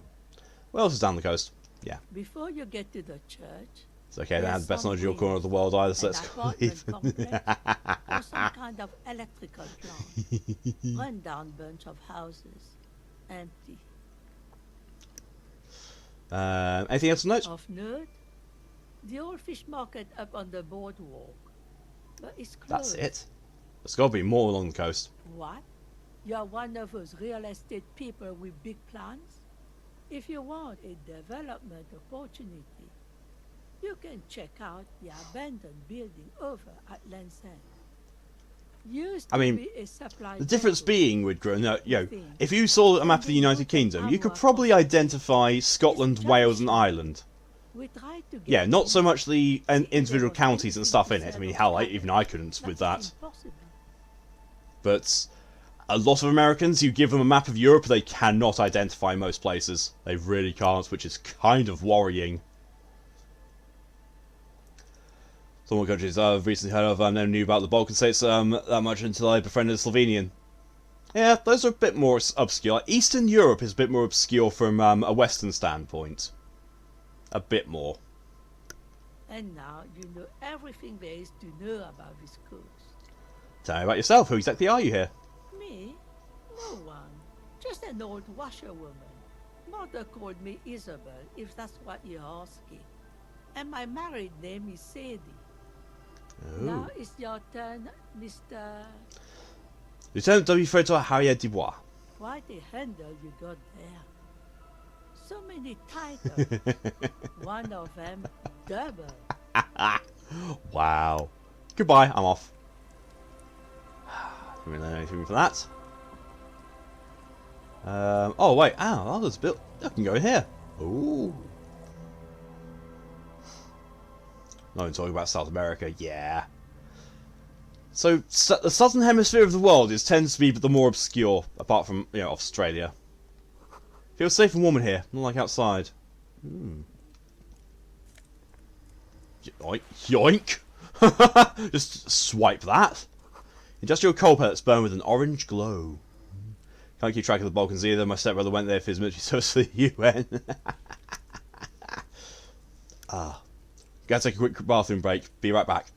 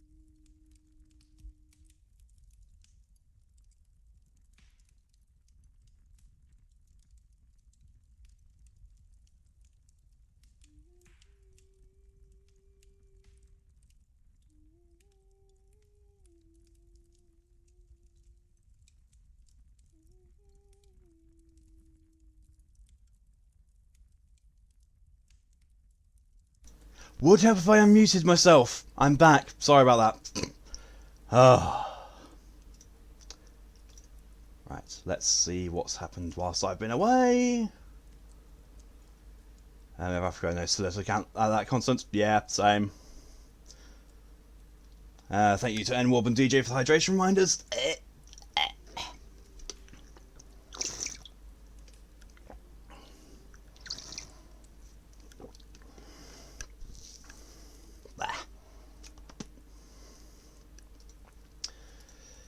Back to horror movies, I remember the hostel ended up making Croatians mad. Really? Oh yeah, probably because of the setting. The whole area between Russia, Turkey, India and Mongolia, I have no idea what's going on in that corner of the world. Yeah, true.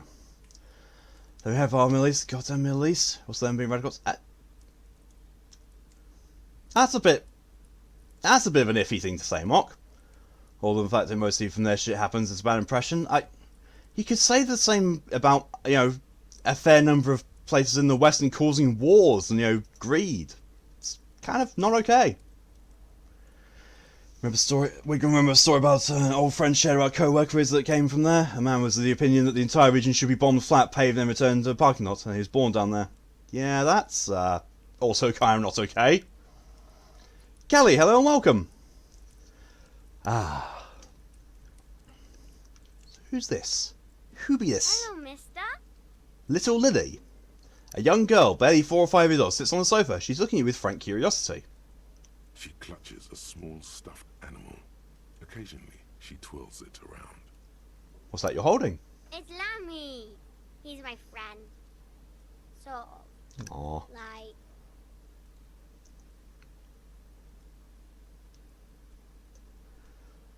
like... You getting ready to head to your folks for Christmas? Oh, have yourself a fun time, Callie.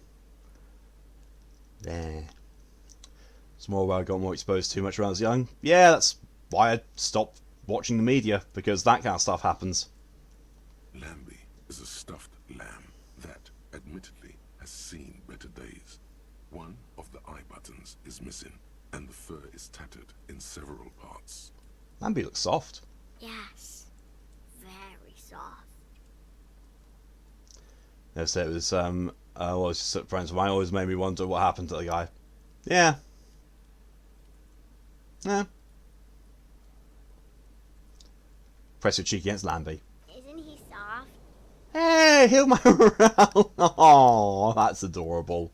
She's right. Lambie is very soft. She rubs the white fur against your cheek, then returns the lap to her lamb, cuddling it. Are you Lily Ann's daughter? Yes, I am. Little Lily. You know my mom? Yes, we met earlier. That's nice. My mom is great. She's never angry or anything. What's this? It's a grouse. You might be able to get on Gart's good side if you make up for the skewer you broke.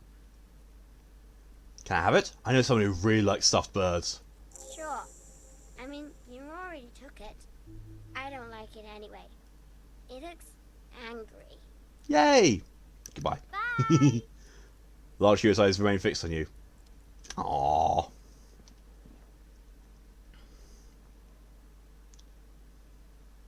Managed to get out of that mindset. Thankfully, it's still rather heavy. Yeah, that's the important thing, though. Getting out of the mindsets, being in them. Yeah, it could be better. But as long as you get out of them and realise they are bad, it's nowhere near as it shows improvement. The dead body of a grouse stuffed with some unknown material. From a distance, it might just pass off as a real thing. The bird itself looks extremely ruffled and slightly grumpy. It's me. State the stuffed bird to Gart. Gart was fixing a stuffed bird. You found another stuffed bird. Not the same bird, but not broken either. Take it to the Morell in rags. Perhaps you can hang up on the wall. Yeah, let's go and do that, because otherwise I'll forget. Especially seeing as I'm not really pressing into things at the moment.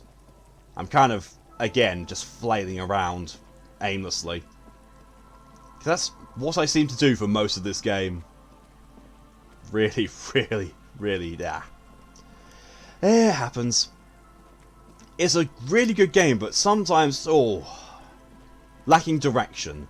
But I see also the same kind of thing, like, it would be really difficult if they try to, well, let me say that again. Let me start again.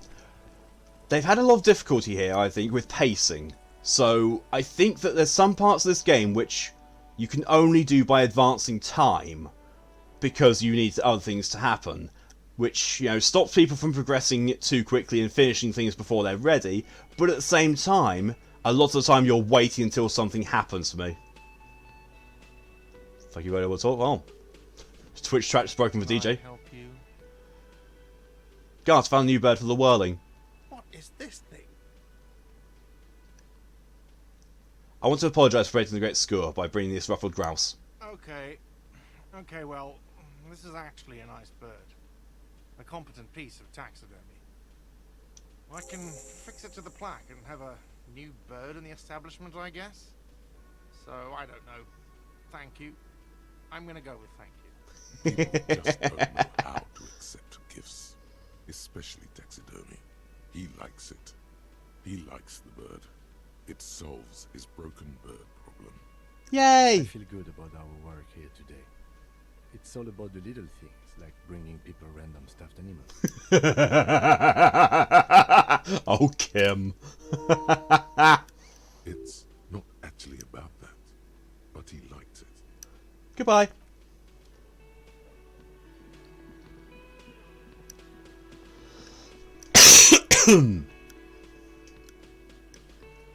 Ah.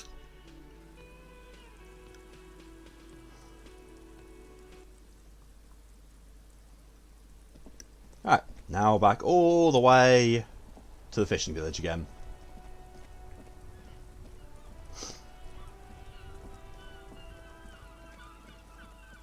Can you see me now? Yes, we can, DJ. You are now returned. Once again, Kim quote. Yes. Kim's awesome. Won't pretend to be a saint. I have flaws and opinions that are far from politically correct. I am prejudiced towards certain people as well for no better reason than it was the way I was growing up. Yeah. Yeah. And people do, because, you know, you're human. It's one of those things.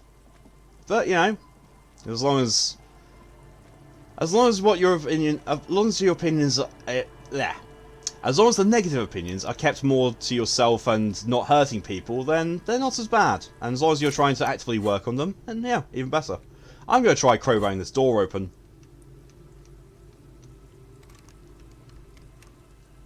Wrong tool.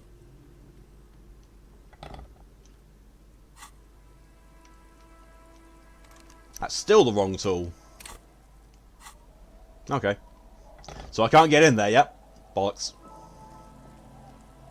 It's the best part, yeah.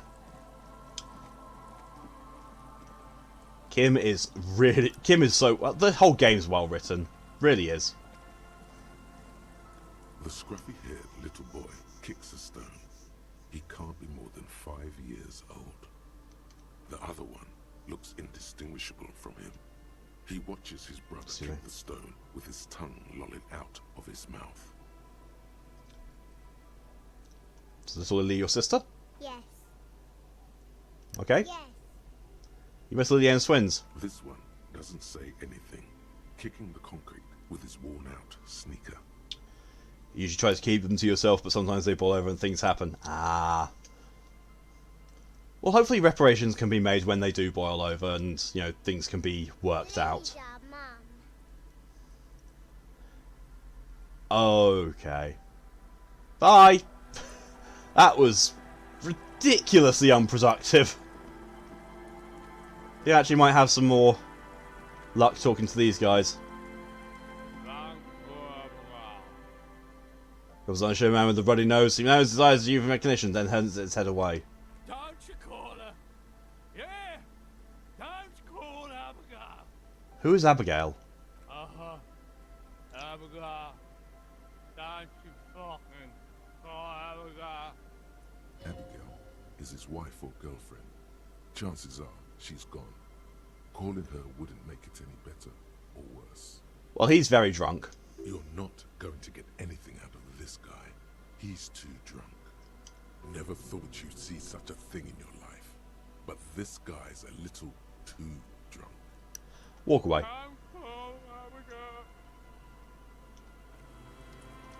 Okay. Hey, tequila. You have to go now, keep near the dams. No problem at all, Emerald. Thanks for coming in as long as you did, and see you later. Then I told someone that was active in local politics that politicians are not regular people. Ah, I mean, well, over here they're definitely not. They're all greedy fuckers. So, a 30-something man clad in a two-piece lick for a tracksuit puts down his pills and extends his hand in greeting. Good to see you. How's business? How's the whole reality situation treating you? What? Shake his hand. So what's happening? Wait, tequila? Yeah, Tequila Sunset. How are the high-concept reality-based adventures proceeding? High-concept reality-based adventures proceeding? Is this a fourth wall break? He says it like it's obviously your name. Like you call someone Billy Brunel or leader of the 4th Street gang. What? Good. These people know your true name. Looks like it has preceded you, Mr. Sunset. Oh my god. I like this guy. You should too. He respects you by calling you your true name. What?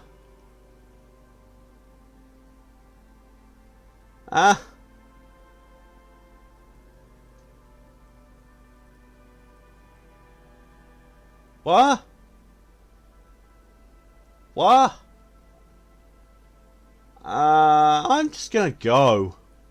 Must be I've gotta go. Saying just suffered through quite the bad thud. Oh shit. Sorry to hear that, Mock. Was he just philosophical drunk? Yeah, that's also possible. We could philosophical raptor. set up for you, buddy boy? What? He spreads his arms as if he wanted to embrace you. Oh god. Does he actually know you? Or is he just shopkeep friendly? What are you talking about? So what do you want? I've got smokes. They're cheap. Very cheap. I've got Pilsner. Great deal. You won't get a better deal on that piss. Spirits I can let go for 300 real. I also have speed. And by speed, I mean amphetamine. Oh, dealer. See? There it is, Bratushka. The spirit. Let's buy the spirit. 300 real is a lot, but this has to be done. Oh my god, necktie. You know what the leaders of the country did at the time? They fucking gathered around in a fucking hotel and had their fancy nom-noms. Yeah, that sounds about like the government in this country. I'll have to shout for me then driving. Love you, have fun. Have fun as well, Callie. I will see you later. Thanks for coming as long as you did. It's our end game. This is just a stupid drunk idea I'm having that I'm attributing to my necktie. Bratan, you don't understand. It's not just another drink. This is what our relationship has been building towards all these years. This is the climax, the mystery, the virginal side. Wow. You have to buy it from him. Get it off him. Kill him if you have to. Our ultimate fate depends on it. And the fate of many worlds. Wow. Oh, the guy who did the voices for this has really went all out on necktie. The lieutenant looks at you, looking at the bottle of spirits, then at Rosemary, suspiciously.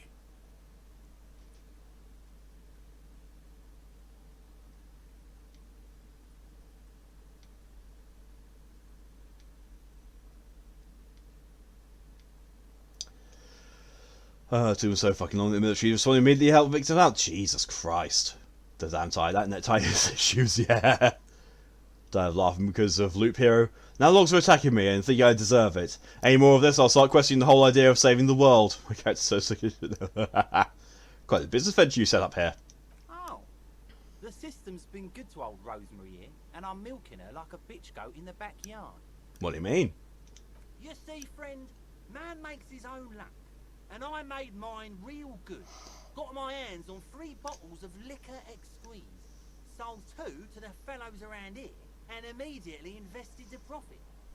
Bought cigarettes, bought beer, even bought a bit of speed. And look at me now, I've got everyone on my hook. Spreads his arms and swallows crooked teeth to the style. The hook. Where is it? I can't see it. Got permits for this little shit show? Permit? Who gives a shit? You want to buy something? Grease the wheels, buddy boy. Why can't I arrest him? Why? Why can't I? Realise well, it's a custom to tip the shopkeep, friend. But come back anyway. Where's your... What the fuck? What the fuck did I just see? I don't know. Be sick of the same word for me is going through so many time loops? Yeah, I would be. Definitely would be as well. Okay, so unless this gets lifted as a future day, which it doesn't look like it will, this might actually be all of it. But then again, haven't, as mentioned before, haven't found the old lady's husband. So, that's a bit iffy.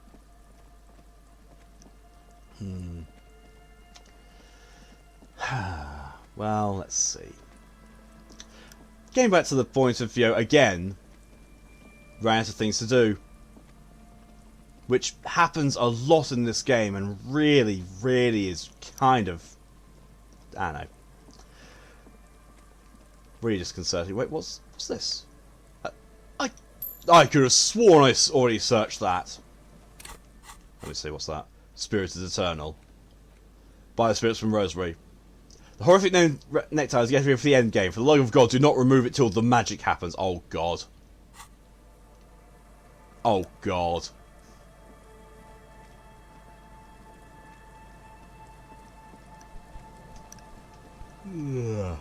Oh, excuse me. Wow, they already took the body away. Okay, fair.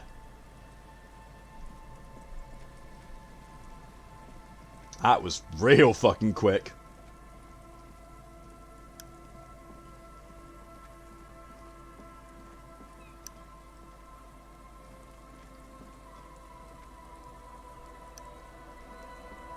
There's a character in Dark Souls 2 who didn't go crazy with dying so many times. Yeah, it is weird, like, the whole thing of the in-game universe states that, dying too much will make you go hollow. But it never happens. Which, I can understand from a gameplay point of view, because who wants to play a Dark Souls game where you have a limited number of lives before game over? That's pretty bad. But also, at the same time, does seem strange. From a lore point of view.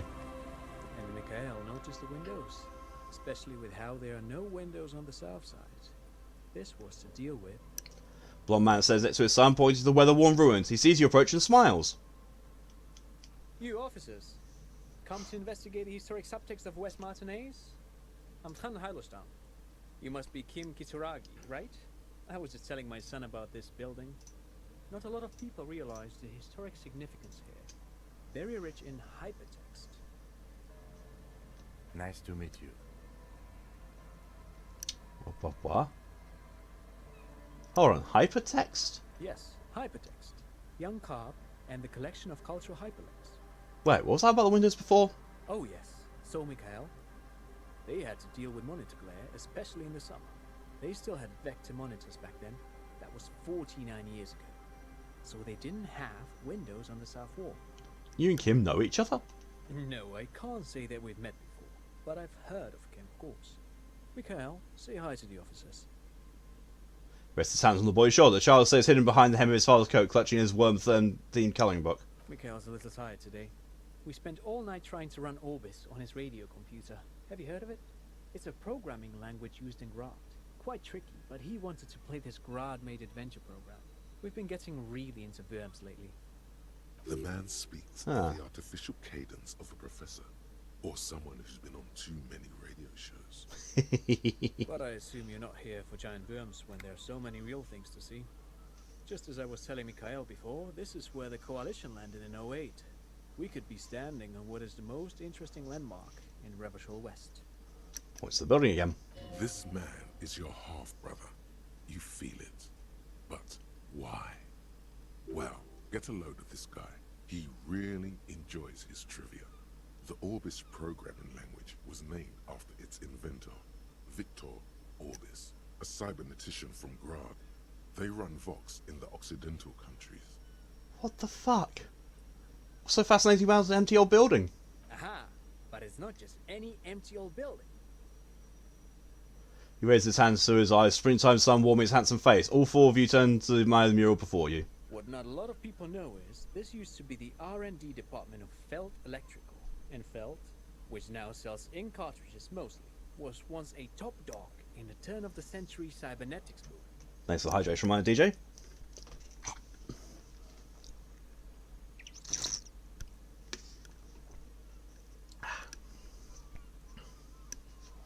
Hold on.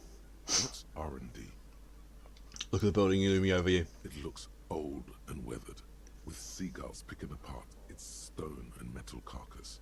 Bushy undergrowth has taken hold of the collapsed rooftop.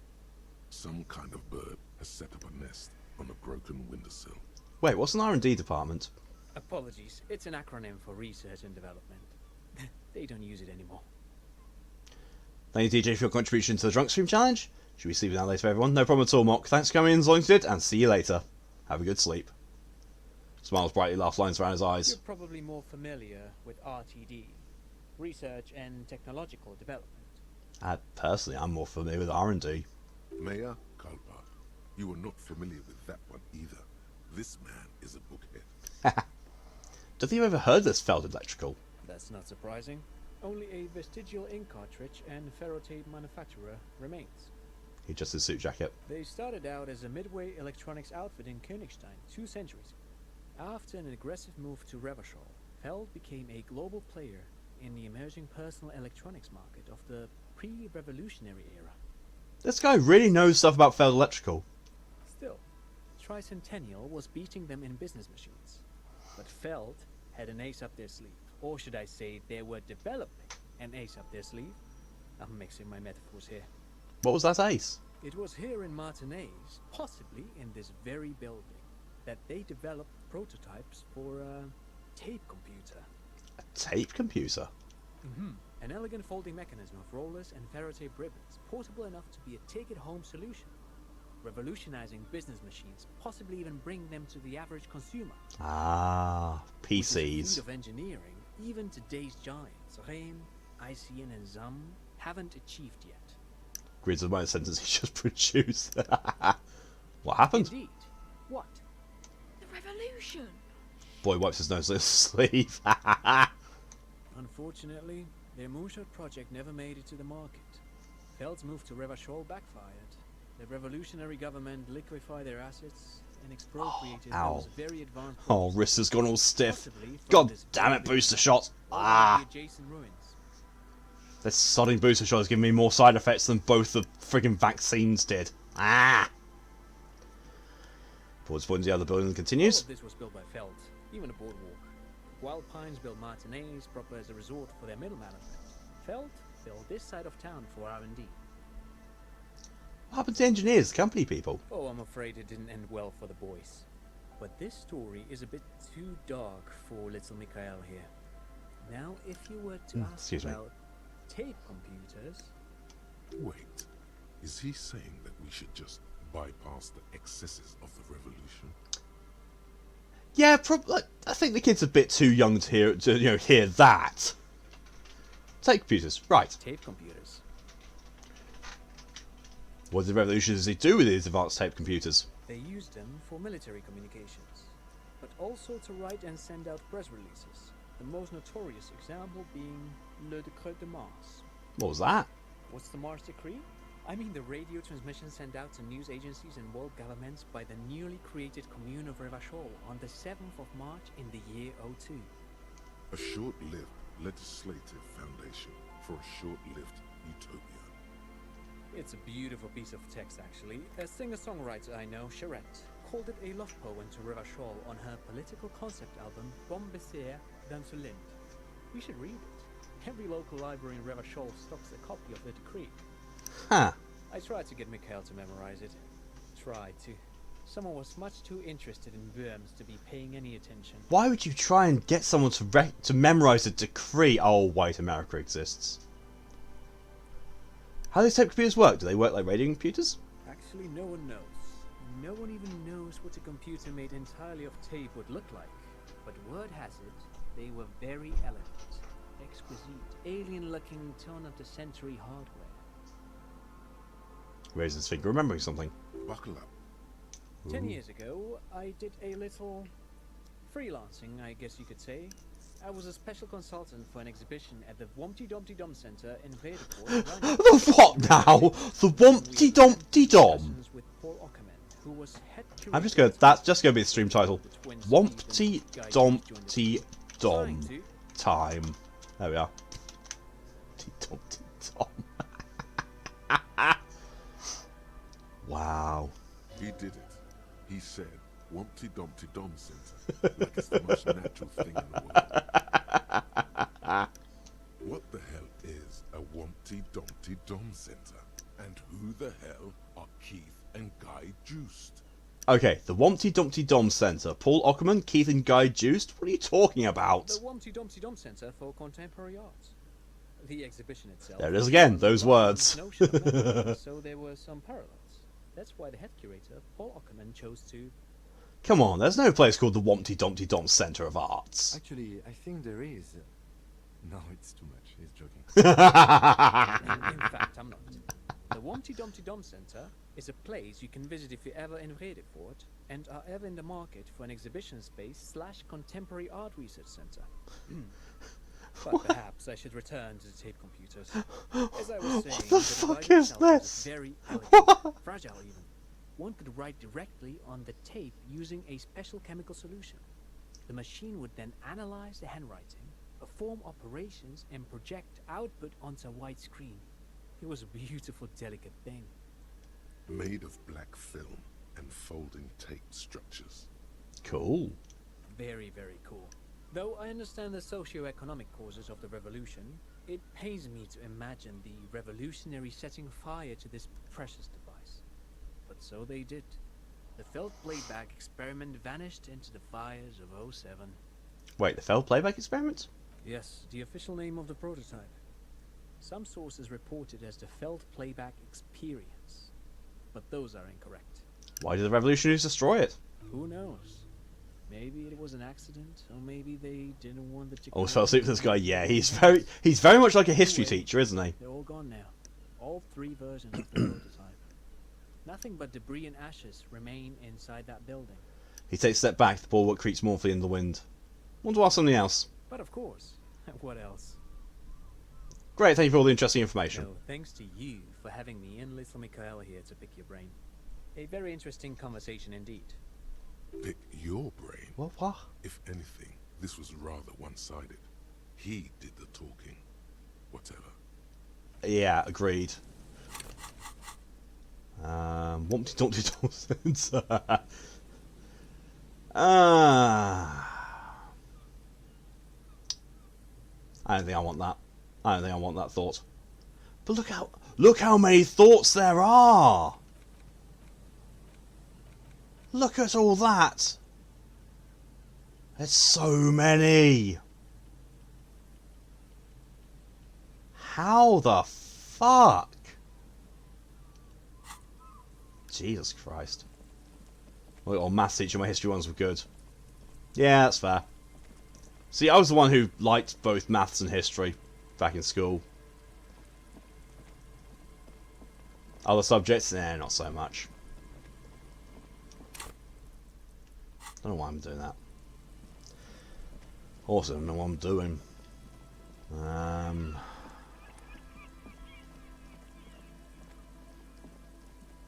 Seem to be all out of things to do again.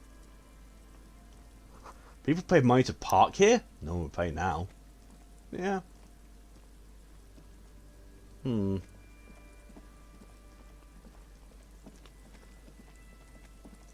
at how many thoughts there are. Something quite to me. Yeah. Yeah.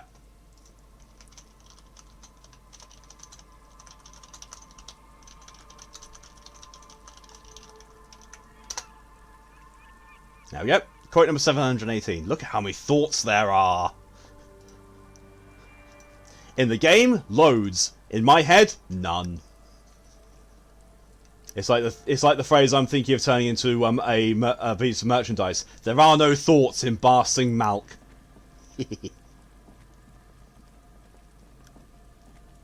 Okay, we've got another couple people whose thoughts are here. Here we go. Nice and easy. No way out, little guys. it's him! It's Morell! I nearly went Wompty Dompty Dom to sleep because that too. There's a cylinder on the ground in which the man is arranging some netting. It looks like some kind of trap. He notices you. Who's there? Oh, the police. Hello, officers. Is that the police? Why are the police here? And Roy Green brings up quote 714. Red Eyes Winged Wanker. Yeah, that was yesterday in in Dark Souls 3. It was one of those enemies that sprouts wings when they notice you, and he had red eyes, so I call him Red Eyes Winged Wanker. Don't worry, Gary. I'll handle it. You must be Morell, the cryptozoologist? To what do I owe the pleasure? That's sarcasm. He takes no pleasure from your appearance. Lena sent me. She's been really worried about you, is waiting for you to get back. Of course. Thank you for passing along the message. 70 XP! The lock is broken. We can't go all the way around the 881. Warlock's been fixed. It was fine when I crossed it. Oh, good. We should really be getting back. Gary could use a hot shower and a warm bed. Did he say we can go back now? Yes, Gary. We can go soon. If you see Lena, tell her I won't be long. Sir, your wife is waiting for you. I just have to do one more round. See if the phasmid has taken the bait. Then we go in. He really felt there's a bit of netting that has come loose in the wind. For all his passion, this man is diligent and patient. You could learn things from him. Tell me about this phasmid you're looking for. Well, first of all, it's damn difficult to find, which is why we've been knee-deep in the reeds laying traps for it. What makes it so difficult to find? Good question. Being a phasmid of the order Phantasmodea, a ghost insect, it disguises itself as plant matter. In this case, the reeds.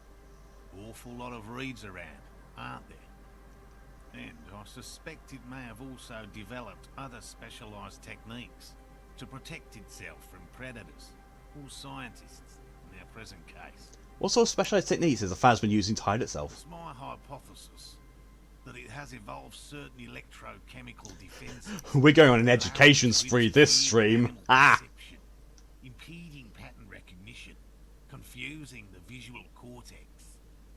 But I cannot describe how these defenses work, much less how they evolved, without studying a live specimen.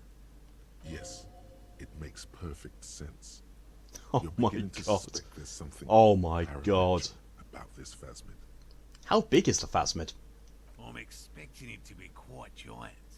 One known species of phasmid, called the Megaphasmodea zoensis, is about the size of a grown man's forearm. So, He leaves the conclusion up to you. Jesus Christ. Why are you so interested in this stick bug? Aren't there more sensational animals out there? typical rookie assumption. Insects are much more sophisticated creatures than those unversed in zoology give them credit for. No, you reminded you of your biology teacher. I hated biology. Biology and physics, I really liked my teachers for. I didn't get on with biology, but I really got my face into physics. Even simply catching a glimpse of the Insulindian phasmid would be the apex of of any cryptozoologist's career. But to study it and its defences, find out how it stayed hidden so long, Would be glory itself. What have you discovered about it so far? very little, I'm sorry to say. No one's ever captured a specimen, so all our information is based on first and third-hand accounts. So no one's ever found one? Not yet. That's what makes it a cryptid. Just out of curiosity, if there's no proof of its existence, how do you know it's real? Good point. I know it's real. The cryptologist says it's approximately enough that even he seems taken back by it. It's clear that his obsession with the phasmid is driven by something more than the pure pursuit of scientific advancement. Fame. By which I mean, I've heard enough first-hand accounts to believe quite firmly that the Insulindian phasmid is more than mere superstition. What makes you think the Phasmid is here in Martinez? There was a credible sighting here recently. A pair of teenagers described a creature that matched the Insulindian Phasmid to an uncanny degree, despite not knowing what it was themselves. Huh. It's the first credible sighting in several decades. Admittedly, it's an unusual location for this species, but with all the sewage runoff upstream, it probably doesn't matter much anymore. Maybe Insulindian Phasmid has died out. I have to resist the thought. Such an extraordinary creature is doubtlessly highly resilient.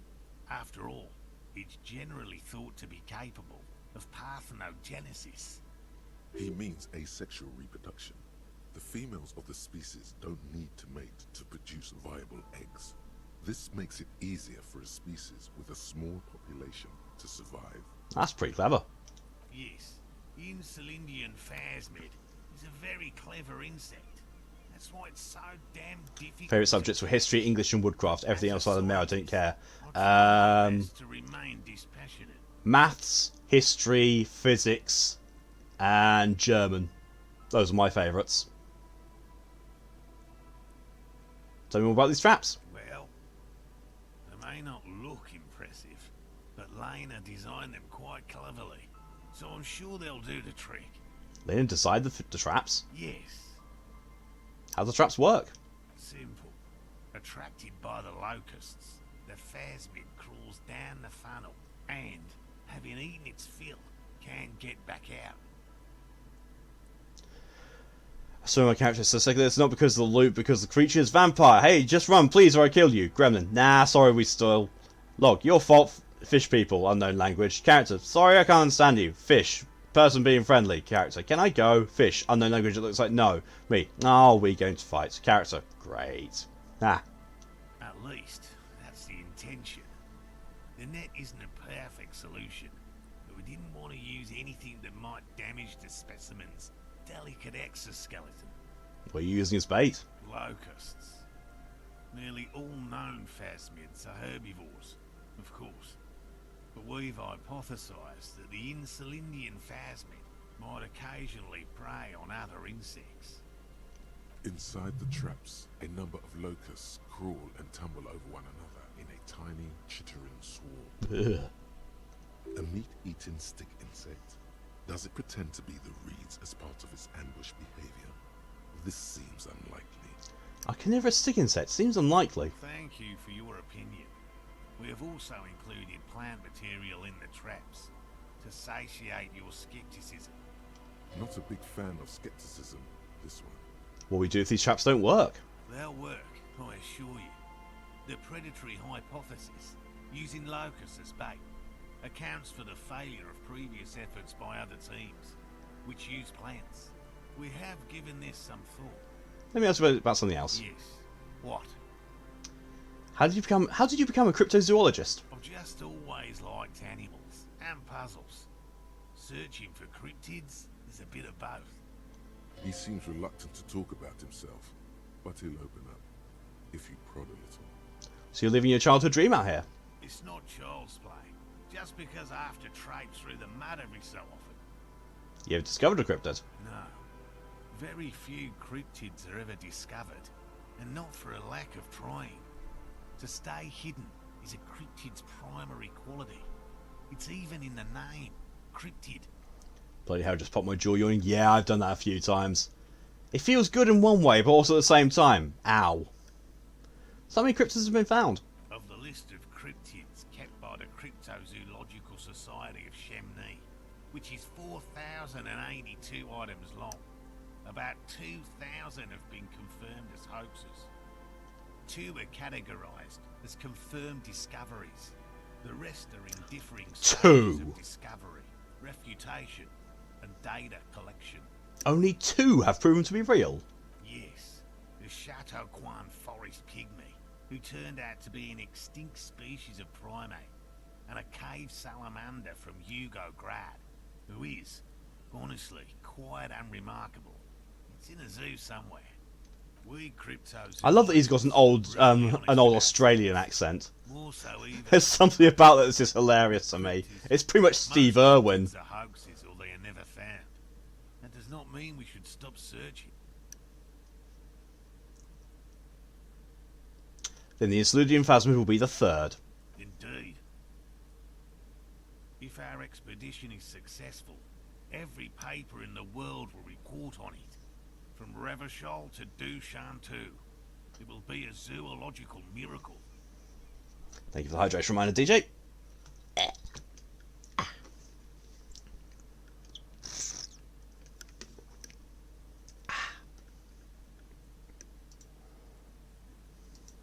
He has clearly done his math on this. There is no surprising him or swaying his opinion. Thanks for explaining that. Now about something else. Yes? So what specific cryptids? Alright. What cryptids precisely? I usually discuss these things with specialists, so I don't know what... Oh, it's a cranky old man. Yes. We would have to discuss. He wants to say, but decides against it. Nah. Enough tales then, let's change the subject. By all means. I'll get going. Okay, well, let's go back, report back to Lino that he's alright and we found him and need to send him back home.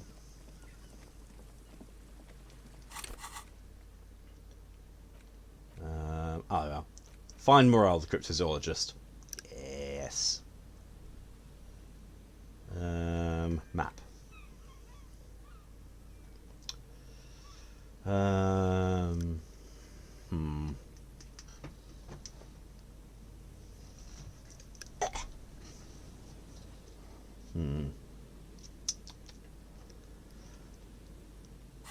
Oh, that's not what I was wanting to do. Legendary, formidable, warded door, measure head, cafeteria window, Talasadi, Joyce Messer, the nitpicker, cell, church doors. I mean, I could put a point into physical instrument and try the church door again. Yeah, why not? Physical instrument. Pop. Flex powerful muscles. Enjoy healthy organs. Oh god. Oh god, that sounds so wrong. Okay, so where's that fucking church? Let me at it. I'm gonna smack it. I'm gonna smack it open. No, you can't stop yawning. Yeah. Yeah, the first one's usually the onset of more. Wait, why do I still have something there? Oh, it's turned that one white, of course.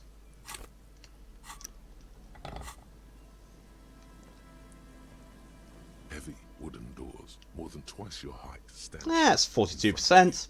Apply some official force.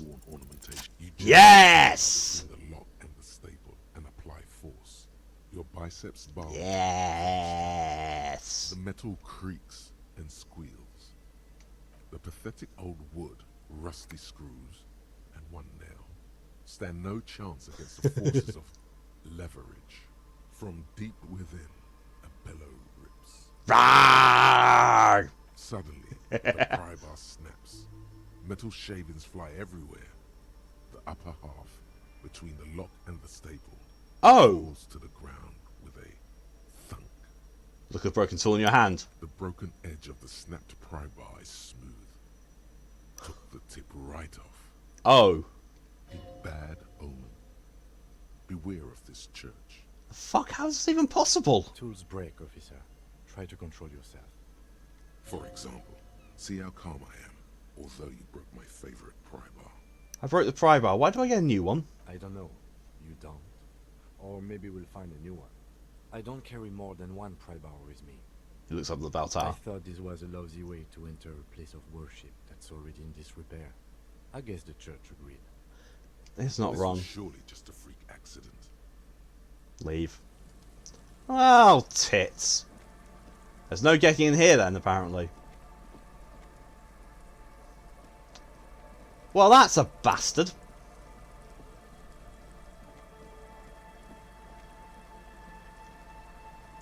You've broken a pry bar before, it catches you off guard, let me tell you, I can imagine. Something that's, you know, that's seemingly sturdy and thick, and it just goes snap, like, whoa. It's not something you expect to snap. And I've just realised after I talked to Lena, I've got no idea what to do. Like, I've got, again, it's happened again, I've got literally no idea what to do.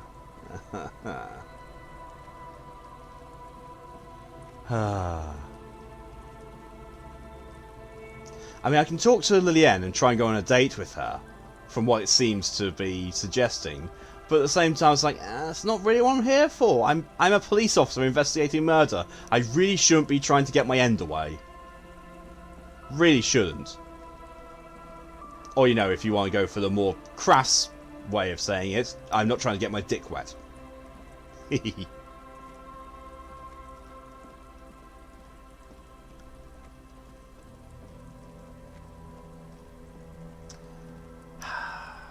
I really hate that this keeps happening. This has happened every single stream.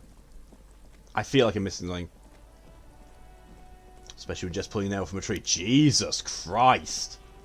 Yeah, that's a bit of a surprising time for a Probar to snap. Probar. Prybar.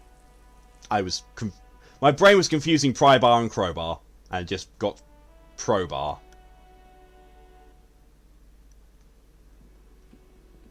Wait, isn't that the smoke? Hi, gendarme. It is. For the rendezvous. Here's the end smoke on the balcony, right here in the Welling Rouse. Hi. Hi. So what brings you here? What is it about the way he carries on? Let's give it a try. It's sports. He's a sports guy. All about that physical prowess and athletic skill. Nothing else here. What are you doing here? Admiring the atmosphere. What about you, officer? I live here. My room's right upstairs. Convenient. But what are you doing here? Talking to me? I met your Sunday friend. You did? And how did you like him? You were right, he was magical. Magically bureaucratic. I told you, he can be very useful. I guess that's the charm of powerful people. Why was he staying in your place in the middle of the night? He has keys. And he likes the view. To the sea, I mean. Ha ha! Yeah. Don't want to talk about other people, I want to talk about you. What about me, gendarme? Tell me you had that muscular type who came to investigate the crime. Yes, let's see. He knocked on my door a few days after the lynching. I think he was going through the entire building, asking questions. What did you tell him? Nothing. That I didn't see anything. And he believed you? Why shouldn't he? Did you tell him about your friend? What friend? Your Sunday friend, the witness. No, I don't think it came up. What did he look like? Muscular, handsome, strong, like one of those military types. Was he alone? Yes, but he was speaking to someone on his earpiece. His earpiece? Yes, you know those tiny speaker microphones that fancy security guards sometimes wear. What was he saying? Just reporting back whatever I was telling him. Besides muscular, did he have any other identifying traits? Oh, let me think. He had an accent. He sounded like one of those mercenaries. He sounded vaguely Oranese. No, not vaguely, scratch that. He sounded definitely Oranese. Thanks for the information. Sure. Anything else on your mind? Nah, leave. Bye, gendarme.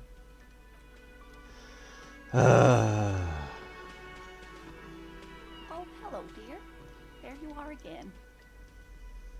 I ran into your husband on the coast. Goodness. How is he? Did he say why he hasn't returned yet? The old woman clasped her hands together over her blanket. He's fine, ma'am. As we had suspected, he couldn't get back earlier because the water lock on the canal was broken. Now he's just finishing up some work. Oh, yes. That's my Morell. He's bound to catch a cold staying out there for so long. But I am so relieved to hear that he's okay. Thank you for putting an old woman's heart at ease, if even a little. You haven't, however. There are dangers out there. Our aging body's foul. Her heart won't rest until Morell is safely back with her. So your husband's some kind of sign? Oh, that's all for now, ma'am. I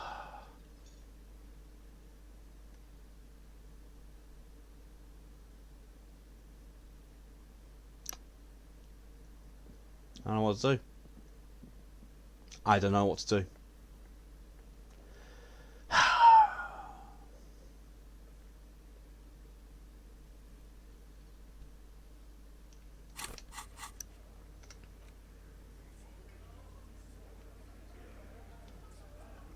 Sleeping dock worker. He's not there anymore.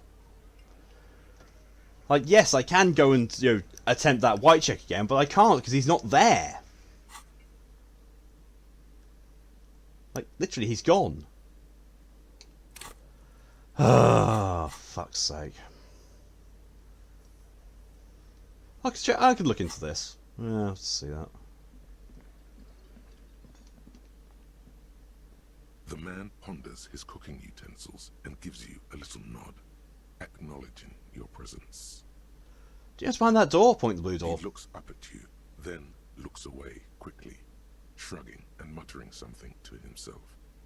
Shrugging is an international sign for, no, I don't know what's behind that door. Wasn't the boss you're making there? The man says a couple of sentences in that strange language of his, and then seems to wait for you to speak. I'm pretty sure he asked you a question. He doesn't know your language. You can just say something cool in return. Sorry, I don't understand you. Just one word. Sounds quizzical. Then he awaits your answer with his brow arched. Yes? Horse need more vodka? Ah! Okay, so it's vodka that keeps the men happy and in good spirits. Clever move by the Union. Vodka burst! Oh my god! Turn it the fuck up and then ask for some yourself. Wow. This stream session is really the Neckties debut. Turning it up seems like a dangerous idea, honestly. The place is a powder keg. No vodka. Cut it. The cook gives you a long, disappointed look, then turns the stove off and seems to wait for you to speak. Yes. You said you're friends with Manana, is that true? The mention of Manana gets his attention. He smiles and delivers a whole slew of unfamiliar words and lively gestures. Then he falls silent again. They're friends. Don't think anything else to say. Stay masculine! Well, that didn't really help anything. Can I see what... Can I do this window thing now? Again, you find yourself looking at that big old window. It's not time yet. I'll try it. Nothing. Nah. Just black tangles like the hair of an old woman. Motionless. The wind in the yard doesn't reach the hawthorn, nor does the light come in from this window. Revert your gaze. Oh well.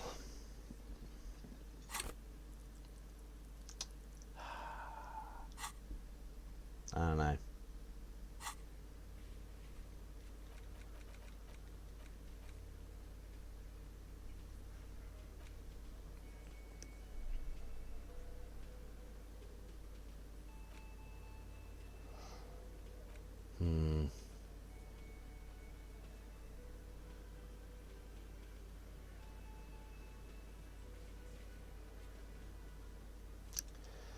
Now I know that this one can't be done today because yesterday was the day Kitsuragi was not here, so I couldn't check in. So today was when I got when I called Alice back in the day. So tomorrow will be the info on the armor's owner.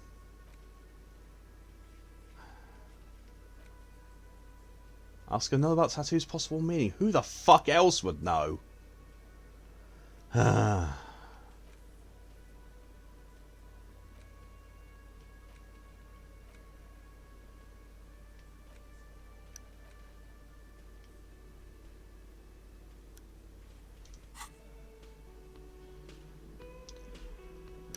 So that's about asking Kim about the initial investigation the body's been done. We had done that, but like, it's... I don't know.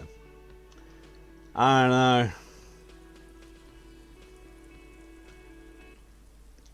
I really don't know this game sometimes. Yes? I want to talk about you? Me? Yes, you. I don't see how my life is pertinent to the investigation. Well, it's better together if we have more rapport. That's a fair point. Alright, for the good of the investigation, what do you want to know? Do you ever talk with yourself? What do you mean? You know, when you're thinking, do you ever have conversations with like your brain? I have no idea what you're talking about. Oh. The lieutenant's conceptualization skills must be relatively advanced. Wow. The lieutenant is a police officer of the old school. His concerns are material and extrinsic. But this isn't an old school case. So how do you, you know, tap side your head? What? Think? I do most of my work inside my notebook. Ah. The lieutenant produces his small blue notebook and idly thumbs through a few pages. That's where his conversations with himself take place. Ah. We all have our different mediums. His is written. You're super lucid, yet psychedelic. You don't need office supplies to connect to your nervous system. You're special. You're wearing glasses. That's correct. That makes him a binoclard. Completely uncocked material, if you say so yourself. I'm gonna call him that. Glasses are cool. Are they? They are mostly just cumbersome. You could use a good, normal pair yourself. I've got a pair. Tell me a secret about yourself. No. Okay. The lieutenant nods. So for now. Good. Let's change the subject. Wow. Ugh. Seems to be following me? Excuse me? Nothing, just an observation. You have a distinctive way of walking. If I were to walk in front of you, we would surely collide. For some reason I just got the image of that necktie as being bright Hawaiian pattern having Danny DeVito's face. Yeah. Yeah, I can definitely imagine that. What do you mean distinctive? I hope you don't take this the wrong way. It's just a collegial observation. In the 57th, we call it the Jamrock Shuffle. Officers from Jamrock's 41st Precinct tend to move a bit erratically. How's that? They say it's a scene-clearing technique developed by one of your lieutenants for gathering evidence. It's erratic, yet thorough. Prioritizes containers. You're kidding me. Why containers? I don't know. Containers contain, I guess. I'm making assumptions. We should move on. Passing along frivolous interdepartmental stereotypes is not usually his oeuvre. He regrets bringing it up. Nothing. Now what? Cargo container door is now... It's already impossible. I'm not going to be able to do it this time. Especially when the proposed method of dealing with it is me trying to talk it open. And the thing with the church has proved that even if I succeed on a roll, it's not always going to mean it works. Fuck. I don't know. I'm lost again.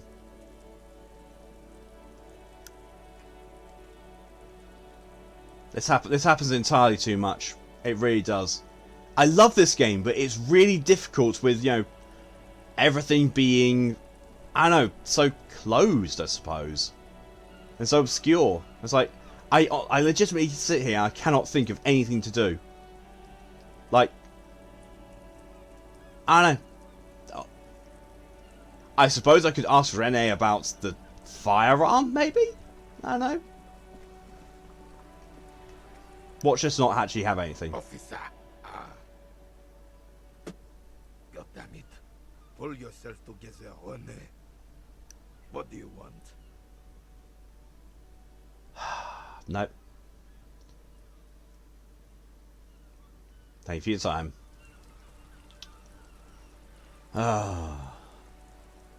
Was the Jamrock Shuffle a reference to the player's general habit of looting everything they can? Possibly. And also, I think when holding down the left, the left bumper, it highlights all the containers. I think it's partly that as well.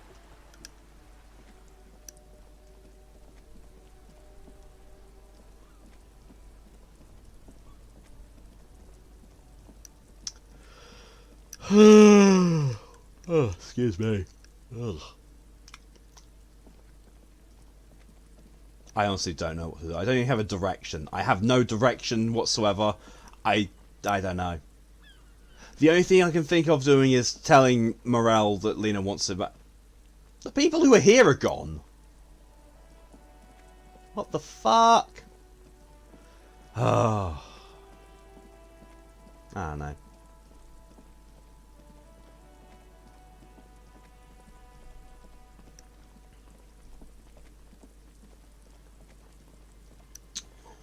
I really don't know.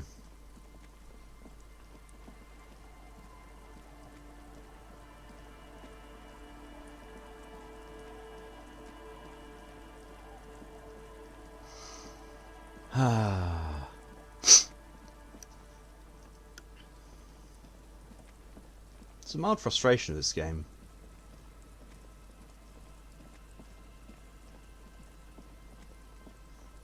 Wasn't there an abandoned building for a land investment? Yeah, there was. Well, I can think of there's two buildings. One was the one I was just in front of, the failed electronics, but there's also the one where the people were shot against the wall of. I can't even get in. I can't even try and get into those now because I've got no pry bar. It got broken. Fuck's sake. Oh god. Hope I don't need that pry bar anymore. Oh yeah, now I can't open up any locked containers. Joy.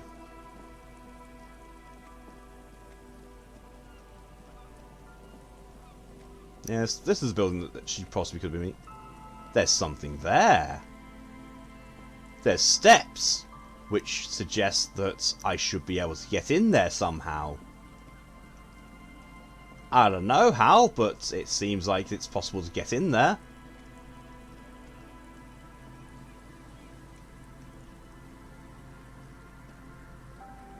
You see, a once bright mural.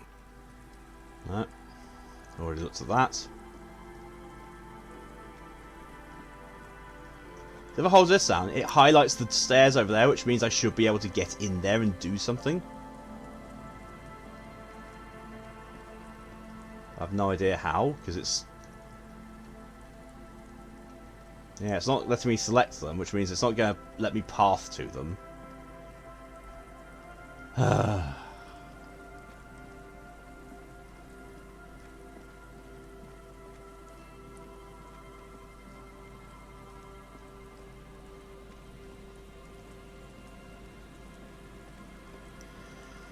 Oh, well.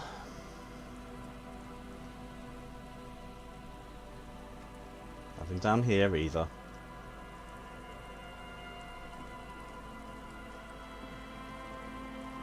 This is a game that was having me constantly having a guide open my phone. Yeah. I'm trying to resist that. I really am. I'm really, really trying to resist opening a guide. I've done it once. But, I don't know.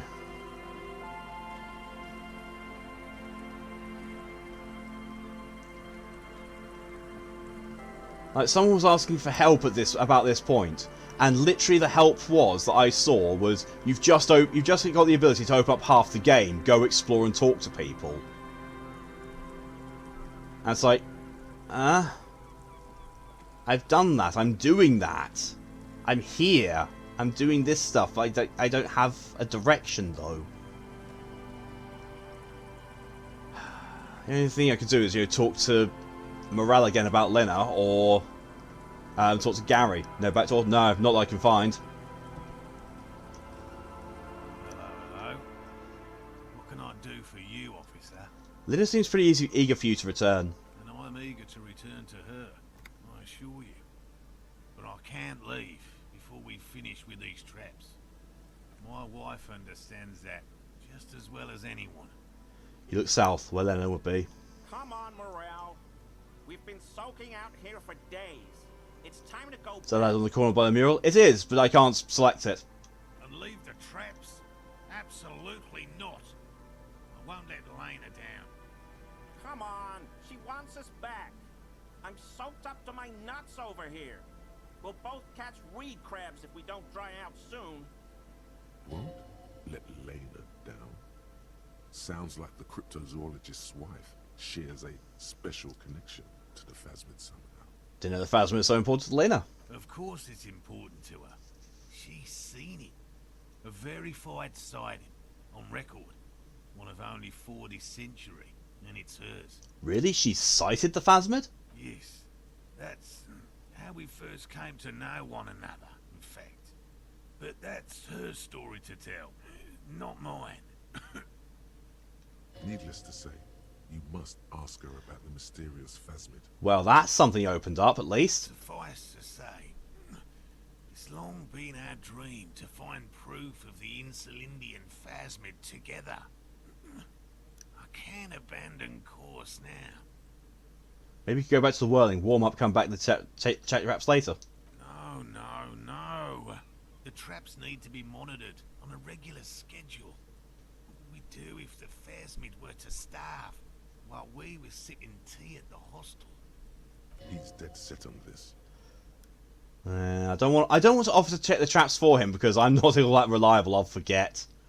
As you know, me as the player, I'll forget. I'll get going. Well, we can talk to her about it. Let's talk to Gary now. Hello, I'm Gary. How do you do, officer? The crypto-fascist? What? Yellow man. I mean, officer.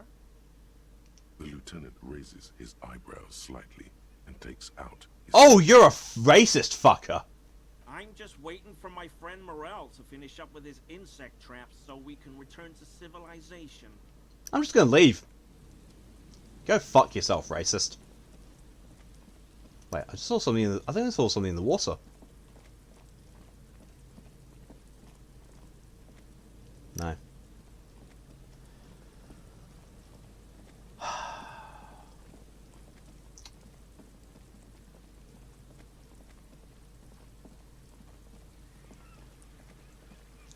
Well, let's go back to Lena and I don't know, and talk to her. This is like literally the only thread that I've got going on at the moment, which is annoying that it's now nearly 3 PM in the game on Wednesday. It feels like I'm fighting and crawling and clawing away at things just to get some form of progress. I feel like I get a massive chunk of progress and then it just dies down again. Like the whole thing with the with getting my my car. Well, discovering it. That was a massive leap forward. But, I don't know. I don't know.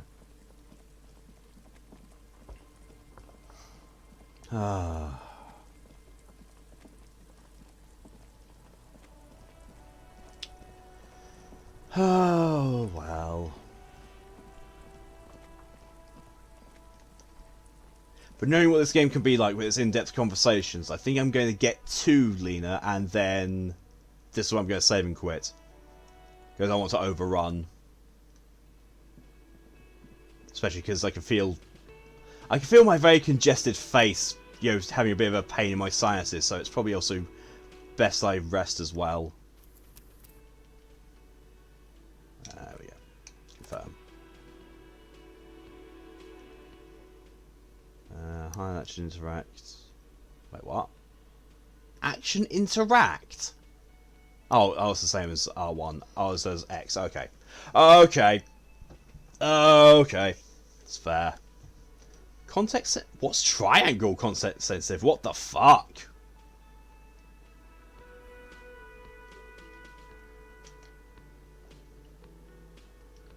No. Oh, well. Oh, well.